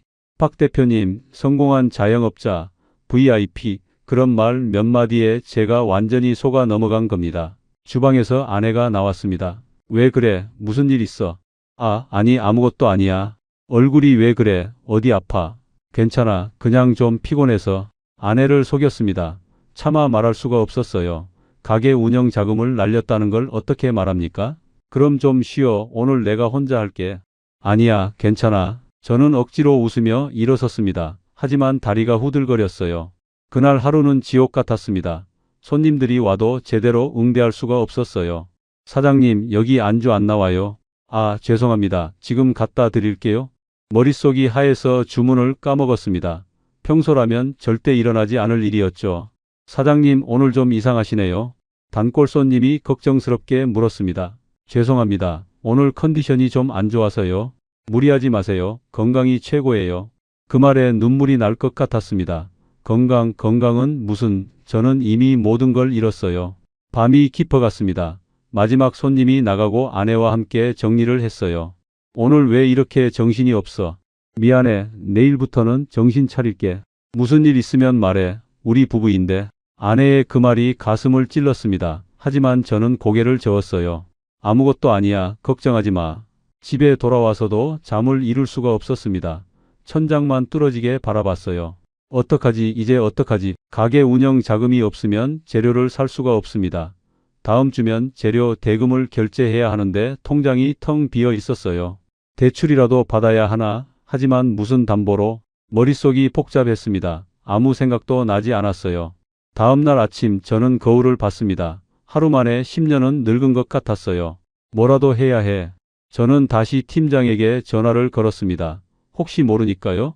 혹시 진짜 서버 문제였을 수도 있잖아요. 하지만 이번엔 아예 번호가 없다고 나왔습니다. 입력하신 전화번호는 없는 번호입니다. 완전히 끊긴 겁니다. 저는 평견선 증권을 검색했습니다. 혹시 회사로 직접 찾아가면 될까? 하지만 검색 결과에는 아무것도 나오지 않았어요. 그런 증권사는 존재하지 않았습니다. 명함도 가짜, 회사도 가짜, 모든 게 거짓이었던 겁니다. 저는 경찰서에 가야 하나 고민했습니다. 하지만 신고한들 돈을 찾을 수 있을까요? 이미 사라진 돈인데. 며칠이 지났습니다. 저는 아무것도 하지 못한 채 멍하니 시간만 보냈어요. 재료 납품업체에서 전화가 왔습니다. 사장님, 이번 주 대금 입금 안 되셨는데요? 아, 죄송합니다. 제가 깜빡했네요. 내일 바로 넣을게요. 네, 사장님 항상 잘 지키셨는데 오늘은 어쩐 일이세요? 전화를 끊고 저는 한숨을 쉬었습니다. 내일 입금, 무슨 돈으로? 저는 통장을 다시 확인했습니다. 남은 돈은 300만 원이 전부였어요. 재료 대금은 500인데 카드라도 긁어야 하나? 하지만 카드값도 다음 달에 나가야 하는데 머릿속이 복잡했습니다. 그날 저녁 저는 결심했습니다. 대출을 받아야겠다고. 다음 날 아침 일찍 은행에 갔습니다. 신용대출 상담을 신청했어요. 어느 정도 필요하십니까? 2천만 원 정도요. 담보가 있으십니까? 가게 운영 중입니다. 상담원이 제 신용을 조회했습니다. 다행히 신용은 괜찮았어요. 승인 가능합니다. 하지만 금리가 조금 높습니다. 얼마나요? 연 12% 정도 될 것 같습니다. 12% 높았지만 선택의 여지가 없었습니다. 알겠습니다. 진행해 주세요. 서류에 사인을 했습니다. 펜을 쥔 손이 떨렸어요. 평생 빚 없이 살아온 제가 대출을 받다니. 승인됐습니다. 2천만 원 입금해 드렸습니다. 감사합니다. 저는 고개를 숙였습니다. 감사하다는 말이 나올 상황이 아니었지만 입에서 저절로 나왔어요. 은행을 나오는데 다리에 힘이 없었습니다. 저는 2천만 원을 빌렸지만 문제가 해결된 게 아니었어요. 오히려 더 깊은 구렁텅이에 빠진 것 같았습니다. 재료 대금을 결제하고 나니 1,500만 원이 남았습니다. 이 돈으로 당분간 버텨야 했어요. 하지만 매달 대출 이자가 20만 원씩 나갔습니다. 게다가 원금도 갚아야 했죠. 어떻게든 해야 해. 저는 스스로에게 다짐했습니다. 장사를 더 열심히 하면 되지. 25년 해온 일인데 못할 게 뭐가 있어. 하지만 현실은 달랐습니다. 요즘 경기가 안 좋아서 손님이 줄고 있었거든요. 예전 같으면 꽉 찼을 주말에도 반밖에 안 찼습니다. 매출이 눈에 띄게 떨어졌어요. 왜 이렇게 손님이 없지? 아내도 걱정스러운 표정이었습니다. 요즘 다들 힘든가 봐. 그런가? 저는 대답은 했지만 속으로는 불안했습니다. 이러다가 대출 이자도 못 낼 것 같았어요. 한 달이 지났습니다. 매출은 계속 떨어졌고 저는 점점 초조해졌어요. 통장 잔고를 확인했습니다. 1,000만 원, 다음 달 재료 대금을 내면 500만 원밖에 안 남습니다. 이러면 안 되는데. 저는 다시 대출을 알아봤습니다. 하지만 이번엔 안 됐어요. 이미 대출이 있으셔서 추가 대출은 어렵습니다. 담보를 잡으면요. 무슨 담보가 있으십니까? 저는 잠시 망설였습니다. 건물주한테 월세 선납하는 조건으로 대출받을 수 있을까요? 그건 건물주분과 상의하셔야 합니다. 저는 건물주에게 연락했습니다. 10년 넘게 월세를 밀린 적 없던 저였으니까 들어줄 거라고 생각했어요. 사장님, 무슨 일이세요? 사실 급한 일이 좀 생겨서요. 월세를 1년치 선납하는 조건으로 대출 좀 받을 수 있을까요? 얼마나 필요하신데요? 2억 정도요. 건물주가 잠시 침묵했습니다. 사장님, 그 정도 금액은 좀 부담스러운데요. 제가 10년 넘게 한 번도 밀린 적 없잖아요. 그건 그렇지만 1년치 선납하시면 1억이잖아요. 그럼 나머지 1억은 어떻게 하실 건데요? 저는 답을 할 수가 없었습니다. 죄송하지만 조금 어려울 것 같습니다. 전화가 끊겼습니다. 저는 휴대폰을 내려놓고 머리를 감싸 쥐었어요. 그날 밤 저는 아내에게 고백해야겠다고 생각했습니다. 더 이상 숨길 수가 없었어요. 여보, 왜? 할 말이 있어. 아내가 제 얼굴을 봤습니다. 뭔가 심상치 않다는 걸 느낀 것 같았어요. 무슨 일인데? 사실은 말이 입 밖으로 나오지 않았습니다. 차마 할 수가 없었어요. 왜 그래? 뭔데? 아니야, 아무것도 아니야. 저는 결국 말하지 못했습니다. 비겁했지만 용기가 나지 않았어요. 며칠 더 지났습니다. 상황은 나아지지 않았습니다. 오히려 더 나빠졌어요. 통장 잔고는 200만 원까지 떨어졌고 다음 주면 또 재료 대금을 내야 했습니다. 저는 더 이상 버틸 수가 없었어요. 그날도 평소처럼 오후였습니다. 저녁 영업을 준비하고 있었어요. 테이블을 닦고 의자를 정리하고 메뉴판을 세워 놓았습니다. 기계적으로 움직였어요. 오후 3시 42분 휴대폰이 울렸습니다. 재료 납품 업체였어요. 사장님, 이번 주 대금이 또 안 들어왔는데요. 아, 죄송합니다. 지금 바로 처리하겠습니다. 사장님, 이번이 두 번째입니다. 다음에 또 이러시면 거래가 어려울 수 있습니다. 알겠습니다. 정말 죄송합니다. 전화를 끊고 저는 통장을 확인했습니다. 150만 원, 재료 대금은 500만 원이었어요. 350만 원이 부족했습니다. 어떡하지? 저는 그 자리에 주저앉았습니다. 더 이상 방법이 없었어요. 카드를 긁을까? 하지만 카드 한도도 이미 다 찼습니다. 친구한테 빌릴까? 하지만 뭐라고 말하죠? 투자 사기 당했다고? 머릿속이 하얘졌습니다. 그때 가게 문이 열렸습니다. 단골 손님이었어요. 사장님, 안녕하세요. 저는 얼어붙었습니다. 일어날 힘조차 없었어요. 사장님, 괜찮으세요? 손님이 걱정스럽게 다가왔습니다. 아, 네, 죄송합니다. 잠깐 어지러워서요. 얼굴이 안 좋으신데 병원 가보세요. 괜찮습니다. 금방 나을 거예요. 저는 억지로 웃으며 일어섰습니다. 하지만 다리가 후들거렸어요. 일단 앉으세요. 제가 물 갖다 드릴게요. 손님이 저를 의자에 앉혔습니다. 저는 그냥 멍하니 앉아 있었어요. 물을 마시고 나니 조금 정신이 들었습니다. 죄송합니다. 컨디션이 좀 안 좋네요. 무리하지 마시고 오늘은 쉬세요. 아니요, 괜찮습니다. 손님은 걱정스러운 얼굴로 나갔습니다. 저는 다시 혼자 남았어요. 휴대폰을 들고 계산기를 두드렸습니다. 아무리 계산해도 답이 나오지 않았어요. 350만 원, 이 돈을 어디서 구하지? 집에 있는 물건을 팔까? 하지만 팔만한 게 없었습니다. 귀금속이라도 있으면 좋으련만 아내 반지 하나가 전부였어요. 저는 머리를 감싸 쥐었습니다. 눈물이 날 것 같았어요. 25년 동안 성실하게 살았는데 이게 뭡니까? 한 번의 실수로 모든 게 무너졌습니다. 주방에서 아내가 나왔습니다. 뭐해? 손님 올 시간인데. 응, 알았어. 저는 대답은 했지만 움직이지 못했어요. 왜 그래? 정말 어디 아파? 아내가 제 이마에 손을 얹었습니다. 따뜻했어요. 열은 없는데 얼굴이 왜 이렇게 창백해? 괜찮아. 그냥 좀 피곤해서. 오늘은 내가 혼자 할 테니까 들어가서 쉬어. 아니야, 괜찮아. 저는 억지로 일어섰습니다. 아내 앞에서 무너질 수는 없었어요. 저녁 6시 손님들이 하나둘 들어오기 시작했습니다. 사장님, 여기요. 사장님, 오늘 안주 뭐가 좋아요? 평소 같으면 반갑게 맞았을 목소리들이 그날은 귀에 들어오지 않았어요. 네, 금방 갖다 드릴게요. 저는 기계적으로 대답하며 움직였습니다. 한 테이블에서 단골들이 웃으며 떠들고 있었습니다. 요즘 주식이 대박이야. 진짜 나도 좀 벌었어. 주식, 투자, 그 단어들이 제 귀를 찔렀습니다. 손에 든 맥주잔이 떨렸어요. 사장님, 괜찮으세요? 아, 네, 죄송합니다. 저는 맥주를 테이블에 놓고 황급히 주방으로 들어갔습니다. 싱크대에 손을 짚고 숨을 몰아쉬었어요. 괜찮아. 아내가 등을 쓰다듬어 줬습니다. 정말 괜찮아. 응, 미안해. 저는 고개를 숙였습니다. 아내에게 미안했어요. 장사를 마치고 집에 돌아왔습니다. 침대에 누웠지만 잠이 오지 않았어요. 내일이면 재료업체에서 또 전화가 올 겁니다. 그때 뭐라고 말하죠? 모레면 대출 이자를 내야 합니다. 20만 원, 그것도 없어요. 머릿속이 복잡했습니다. 새벽 4시 저는 일어나 거실로 나왔습니다. 창밖을 바라봤어요. 아직 어두웠습니다. 이제 어떡하지? 중얼거렸지만 대답은 없었습니다. 저는 주방으로 갔습니다. 냉장고를 열어 물을 마셨어요. 가스레인지가 보였습니다. 문득 이상한 생각이 들었어요. 저 불을 켜면, 그냥 켜두면 고개를 저었습니다. 무슨 생각을 하는 거야? 하지만 그 생각이 머릿속을 떠나지 않았습니다. 차라리 사라지면 이 고통에서 벗어날 수 있지 않을까? 손이 가스레인지 쪽으로 움직였어요. 뭐해? 뒤에서 아내 목소리가 들렸습니다. 저는 화들짝 놀라 손을 거뒀어요. 아, 물 마시려고? 그래, 나도 목말라. 아내가 다가와 물을 마셨습니다. 저는 가만히 서 있었어요. 등에 식은땀이 흘렀습니다.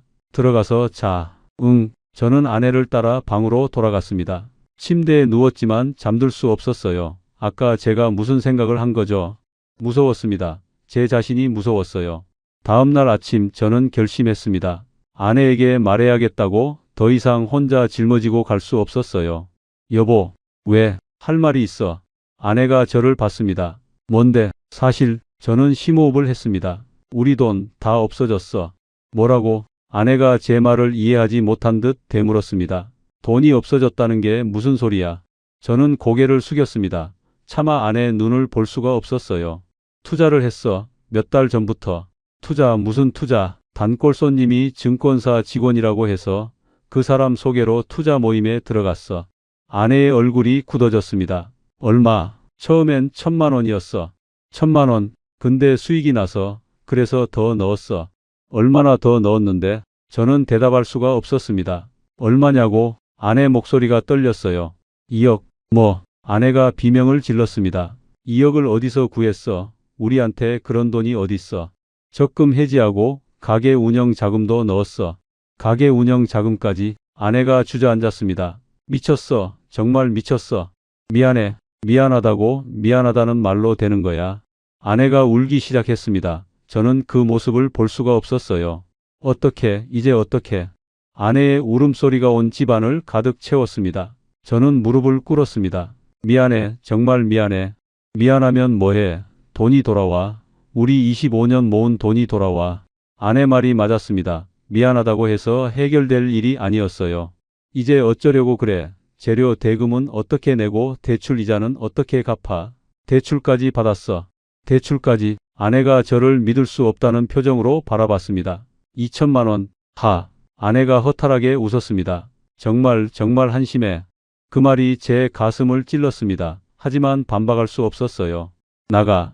여보. 나가라고. 지금 당장 꺼져. 아내가 소리쳤습니다. 저는 일어섰습니다. 집을 나왔어요. 어디로 가야 할지 몰랐습니다. 그냥 걸었어요. 한참을 걷다 보니 가게 앞이었습니다. 문을 열고 들어갔어요. 텅 빈 홀이 저를 맞았습니다. 저는 구석 테이블에 앉았습니다. 아무 생각도 나지 않았어요. 시간이 얼마나 지났을까요? 어둑어둑해졌습니다. 영업시간이었지만 문을 열 생각이 나지 않았어요. 휴대폰이 울렸습니다. 아내였어요. 받지 않았습니다. 또 울렸습니다. 이번에도 받지 않았어요.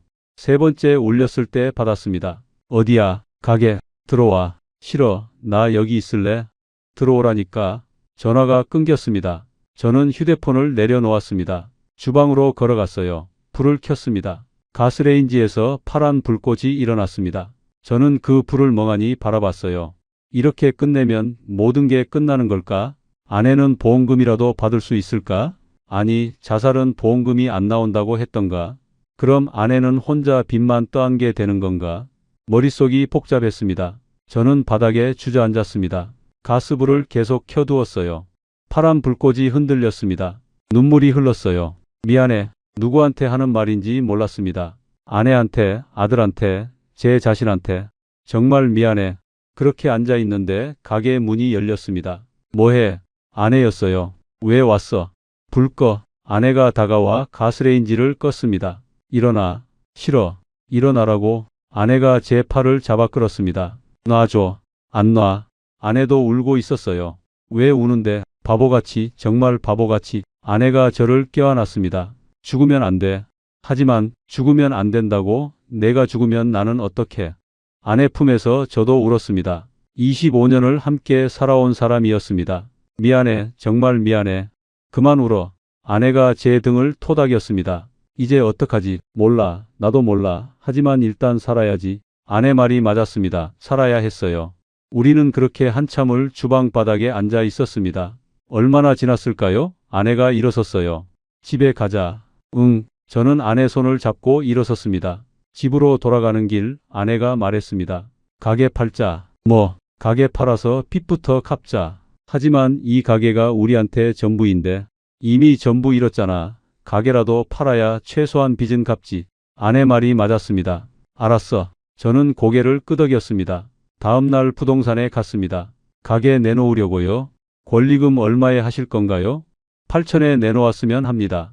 25년 가꾼 가게였습니다. 하지만 요즘 경기가 안 좋아서 잘 팔릴지 모르겠다고 했어요. 일단 내놓아 보시죠. 한 달이 지났습니다. 문의는 몇 건 왔지만 계약까지 가지 않았어요. 너무 비싸다고 하시네요. 그럼 얼마에 하면 될까요? 6천 정도면 될 것 같습니다. 6천, 2천이나 깎인 가격이었습니다. 알겠습니다. 그렇게 해주세요. 가격을 내리자 일주일 만에 계약이 됐습니다. 6천만 원, 그 돈으로 대출 2천을 갚고 밀린 재료비를 정리했어요. 남은 돈은 3천 조금 넘었습니다. 이제 어떡하지? 아내와 마주 앉아 통장을 봤습니다. 일단 월세방 구하자. 그래, 우리는 도시 외곽에 작은 월세방을 구했습니다. 보증금 500에 월세 30만 원, 남은 돈은 2,500 정도였습니다. 당분간은 이걸로 버티자. 그래, 나는 뭐라도 일자리 알아볼게. 아내가 말했습니다. 미안해. 그만 미안하다고 해. 이제 앞만 보자. 아내는 강했습니다. 저보다 훨씬 강했어요. 가게를 넘긴 날, 저는 마지막으로 가게를 둘러봤습니다. 25년을 여기서 보냈어요. 손때 묻은 테이블들, 달아빠진 의자들, 주방 싱크대, 모든 게 추억이었습니다. 가자. 아내가 제 손을 잡았습니다. 응, 우리는 가게 문을 닫았어요. 뒤돌아보지 않으려 했지만 자꾸만 뒤를 돌아보게 됐습니다. 25년의 시간이 그렇게 끝났습니다. 월세방으로 이사한 첫날 밤, 저는 잠을 이룰 수 없었어요. 좁은 방이 답답했습니다. 아내는 옆에서 잠들어 있었어요. 창밖을 바라봤습니다. 별이 보였어요. 예전엔 언제 별을 봤는지 기억도 안 났습니다. 다음 날부터 일자리를 알아봤습니다. 55, 특별한 기술도 없는 나이에 할 수 있는 일이 뭐가 있을까요? 경비원 자리를 알아봤습니다. 나이가 좀 많으시네요. 60도 안 됐는데요. 요즘은 50대 초반 분들도 많이 지원하세요. 안 된다는 말이었습니다. 편의점 알바도 알아봤어요. 야간 근무 가능하세요? 네, 가능합니다. 그런데 체력이 괜찮으실까요? 이것도 안 된다는 뜻이었습니다. 일주일이 지났습니다. 아무 데서도 연락이 오지 않았어요. 아내는 청소 일자리를 구했습니다. 내일부터 나가. 어디? 아파트 계단 청소. 그런 힘든 일을. 괜찮아, 할만해. 아내는 웃었지만 눈가에 그늘이 져 있었습니다. 저는 더 초조해졌어요. 또 며칠이 지났습니다. 통장 잔고가 조금씩 줄어들고 있었어요. 아내 청소 일로 버는 돈은 한 달에 100만 원 정도였습니다. 월세 30에 생활비까지 하면 빠듯했어요. 어느 날 아침 저는 목욕탕 앞을 지나다 구인 광고를 봤습니다. 때밀이 구함. 망설였습니다. 평생 서비스업을 했지만 때밀이는 다른 차원이었어요. 하지만 선택의 여지가 없었습니다. 안으로 들어갔습니다. 일 배우러 왔습니다. 나이가 어떻게 되세요? 55입니다. 체력 괜찮으세요? 네, 괜찮습니다. 주인이 저를 위아래로 훑어봤습니다. 일주일 연수 기간 거치고 괜찮으면 정식으로 채용하겠습니다. 감사합니다. 저는 고개를 숙였습니다. 다음 날부터 일을 시작했습니다. 처음엔 낯설었어요. 다른 사람 몸을 벗겨주고 때를 미는 게. 하지만 시키는 대로 했습니다. 손에 힘을 줘야지. 선배가 가르쳐 줬어요. 네, 알겠습니다. 저는 열심히 배웠습니다. 일주일이 지났습니다. 괜찮아요. 내일부터 정식으로 나오세요. 감사합니다. 하루에 5만 원, 한 달이면 150 정도 벌 수 있었습니다. 많지 않았지만 없는 것보다는 나았어요. 매일 새벽 6시에 일어났습니다. 목욕탕에 가서 탈의실을 정리했어요. 손님들이 오면 때를 밀어줬습니다. 아저씨, 등 좀 세게 밀어주세요. 네, 저는 묵묵히 일했습니다. 가끔 아는 얼굴이 보일까봐 두려웠어요. 모자를 깊이 눌러쓰고 고개를 숙였습니다. 어느 날 정말 아는 얼굴을 봤습니다. 예전 가게 단골 손님이었어요. 저는 얼른 고개를 돌렸습니다. 아저씨, 때 좀 밀어주세요. 그 손님이 저를 불렀습니다. 피할 수 없었어요. 네, 저는 다가갔습니다. 손님이 제 얼굴을 봤습니다. 사장님. 저는 대답할 수 없었습니다. 여기서 일하세요? 네. 가게는요? 팔았습니다. 그렇구나. 어색한 침묵이 흘렀습니다. 열심히 하세요. 네, 감사합니다. 저는 기계적으로 때를 밀었습니다. 그 손님이 나간 후 저는 탈의실 구석에 앉았습니다. 가슴이 아팠어요.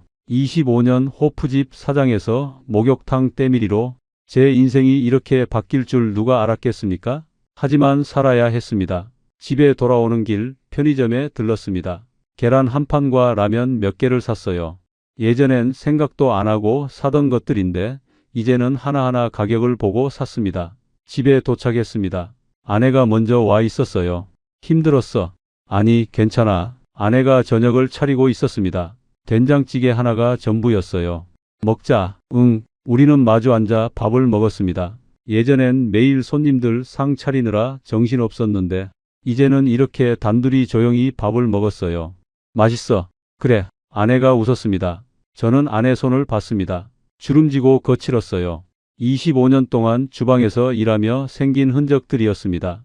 평생 무리를 하고 기름에 데이고 칼에 베이면서도 한 번도 힘들다는 소리를 하지 않았어요.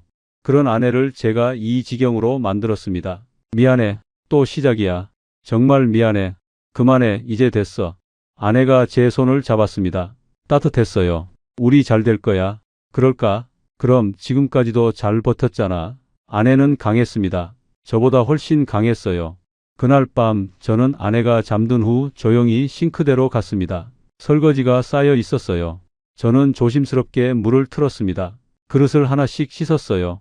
아내가 25년 동안 해온 일이었습니다. 물에 손을 담그니 차가웠습니다. 거친 수세미로 기름때를 닦아냈어요. 25년 아내는 이걸 매일 했던 겁니다. 눈물이 났습니다. 저는 소리 내지 않고 울었어요. 설거지를 다 마치고 손을 닦았습니다. 아내 손처럼 거칠지는 않았지만 이제 저도 조금씩 닮아가고 있었습니다. 방으로 돌아와 누웠습니다. 아내가 잠꼬대를 했어요. 괜찮아. 누구한테 하는 말일까요? 저는 아내를 가만히 안았습니다. 미안해. 그리고 고마워. 작게 속삭였습니다. 창밖으로 새벽이 밝아오고 있었어요. 석 달이 지났습니다. 저는 여전히 목욕탕에서 일하고 있었어요. 새벽 6시에 일어나 목욕탕으로 갔습니다. 탈의실 수건을 정리하고 청소를 했어요. 처음엔 낯설었던 일들이 이제는 익숙해졌습니다. 아저씨, 오늘도 수고하세요. 단골 손님들이 인사를 건넸어요. 네, 감사합니다. 저는 웃으며 대답했습니다. 예전처럼 화려하지는 않았지만 이제 이 일이 제 일상이 됐어요. 오전에는 탈의실을 관리하고 오후에는 때를 밀었습니다. 손님들 중에는 좋은 분들도 많았어요. 아저씨 힘들지 않으세요? 괜찮습니다. 나이가 있으신데 대단하세요. 그런 말을 들으면 기분이 묘했습니다. 예전 같으면 자존심 상했을 텐데 이제는 그냥 담담했어요. 어느 날 오후 익숙한 얼굴이 들어왔습니다. 3년 전 가게 단골이었던 회사원이었어요. 저는 순간 움찔했지만 피할 수 없었습니다. 사장님, 그가 저를 알아봤어요. 안녕하세요. 저는 담담하게 인사했습니다. 여기서 일하시는 거예요? 네, 요즘은 이 일하고 있습니다. 가게는요? 팔았습니다. 그는 미안한 듯 고개를 끄덕였어요. 많이 힘드셨겠어요. 뭐 그럭저럭 버티고 있습니다. 대단하세요. 정말. 그 말에 저는 쓴웃음을 지었습니다. 대단할 것 없습니다. 그냥 사는 거죠. 떡볶이가 정말 맛있었는데 아쉽네요. 그러셨어요. 감사합니다. 그와 잠깐 이야기를 나눴습니다. 예전처럼 어색하지 않았어요. 열심히 하세요. 네, 손님도 건강하세요. 그가 나간 후 저는 탈의실에 앉았습니다. 예전 같으면 창피해서 못 견뎠을 텐데 이제는 담담했어요. 이게 제 현실이니까요. 저녁에 집에 돌아왔습니다. 아내가 먼저 와 있었어요. 어땠어? 괜찮았어. 나도. 아내도 청소 일을 계속하고 있었습니다. 우리는 둘 다 육체 노동을 했지만 불평하지 않았어요. 밥 먹자. 응. 저녁 식탁은 여전히 소박했습니다. 김치찌개 하나와 계란말이. 하지만 예전보다 맛있었어요. 맛있어. 그래, 다행이다. 아내가 웃었습니다. 여보, 왜? 우리 잘하고 있는 거 맞지? 응, 잘하고 있어. 그럼 됐어. 저는 아내 손을 잡았습니다. 여전히 거칠었지만 따뜻했어요. 주말에는 함께 동네를 산책했습니다. 예전엔 주말에도 가게 때문에 바빴는데 이제는 이렇게 여유가 있었어요. 날씨 좋다. 그러게. 여보, 나 행복해. 아내가 갑자기 말했습니다. 뭐가? 그냥 이렇게 같이 걷는 게.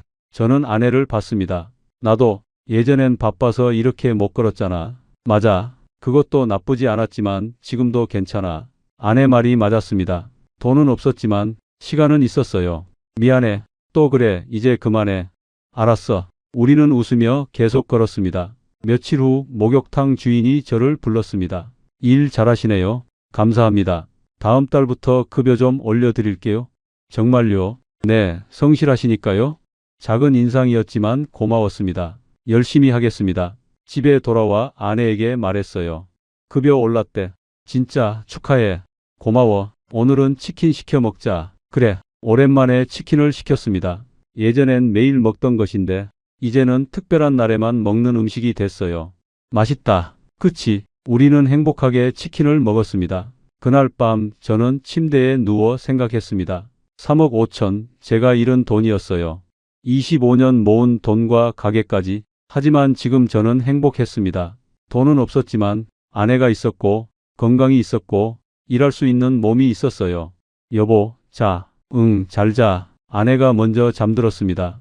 저는 아내 잠든 얼굴을 봤어요. 주름이 늘었지만 여전히 예뻤습니다. 창밖으로 달빛이 들어왔어요. 저는 눈을 감았습니다. 내일도 새벽 6시에 일어나야 했어요. 하지만 두렵지 않았습니다. 아내와 함께니까요. 며칠 후 목욕탕에서 일하는데 한 젊은이가 들어왔습니다. 아저씨, 혹시 투자 관심 있으세요? 순간 제 손이 멈췄습니다. 아니요, 요즘 대박 나는 게 있는데요. 관심 없습니다. 잠깐만 들어보세요. 저는 그를 똑바로 봤습니다. 젊은 친구, 세상에 쉽게 버는 돈은 없어요. 하지만 가세요. 다른 분 찾아보시고요. 그가 머쓱하게 나갔습니다. 옆에서 지켜보던 선배가 웃었어요. 잘했어요. 네, 요즘 그런 사기꾼들 많더라고요. 그러게요. 저는 다시 수건을 개기 시작했습니다. 한 장 한 장 정성스럽게. 이게 제 일이니까요. 저녁에 집에 돌아와 아내에게 말했습니다. 오늘 투자 권유하는 사람 왔어. 그래, 뭐라고 했는데? 안 한다고 했지. 잘했어. 응, 다신 안 속아. 그래, 우리 이제 이렇게 살자. 응, 그래. 우리는 저녁을 먹었습니다. 오늘도 김치찌개였지만 맛있었어요. 밥을 먹고 설거지를 하는데 아내가 제 옆으로 왔습니다. 내가 할게. 아니야, 내가 할게. 같이 하자. 그래. 우리는 함께 설거지를 했습니다. 물소리가 경쾌했어요. 여보, 왜? 우리 잘 될 거야. 응, 그럼 지금도 잘하고 있고. 맞아. 설거지를 마치고 거실에 앉았습니다. 작은 월세방이었지만 우리 집이었어요. TV 볼까? 그래. 예능 프로그램을 틀었습니다. 사람들이 웃고 떠들었어요.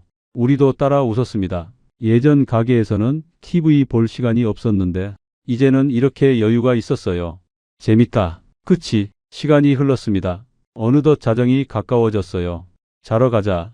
응. 침대에 누웠습니다. 아내가 제 손을 잡았어요. 오늘 하루도 수고했어. 당신도 내일도 힘내자. 응. 우리는 눈을 감았습니다. 창밖으로 별이 보였어요. 예전엔 볼 수 없었던 별들이었습니다. 저는 생각했습니다. 3억 5천을 잃었지만 저는 더 귀한 걸 되찾았어요. 아내와 함께하는 평범한 일상. 그게 진짜 행복이었습니다. 돈으로는 살 수 없는 것들. 이제야 알게 됐습니다. 새벽이 밝아오고 있었어요. 내일도 목욕탕에 가야 했습니다. 하지만 두렵지 않았어요. 수건을 개고 청소를 하고 때를 밀면서 저는 다시 살아가고 있었으니까요. 25년 호프집 사장에서 55 목욕탕 직원으로 제 인생은 완전히 바뀌었습니다. 하지만 후회하지 않습니다. 이 과정을 거치며 진짜 중요한 게 뭔지 알게 됐으니까요. 여러분, 세상에 쉽게 버는 돈은 없습니다. 박 대표님, VIP, 성공한 자영업자, 그런 달콤한 말에 속지 마세요. 특히 가족 몰래 하는 투자는 절대 좋은 결과를 가져오지 못합니다. 저처럼 25년 모은 걸 한순간에 잃지 마세요. 욕심을 버리세요. 지금 가진 것에 감사하세요. 그게 진짜 행복입니다. 우리의 이 사연이 마음에 남았다면 좋아요를 눌러주세요. 그리고 소중한 사람들과 함께 이 이야기를 나눠주시길 바랍니다. 여러분의 한마디가 누군가에겐 큰 위로가 될 수 있습니다. 영상이 마음에 드셨다면 구독과 좋아요, 응원 부탁드립니다. 감사합니다.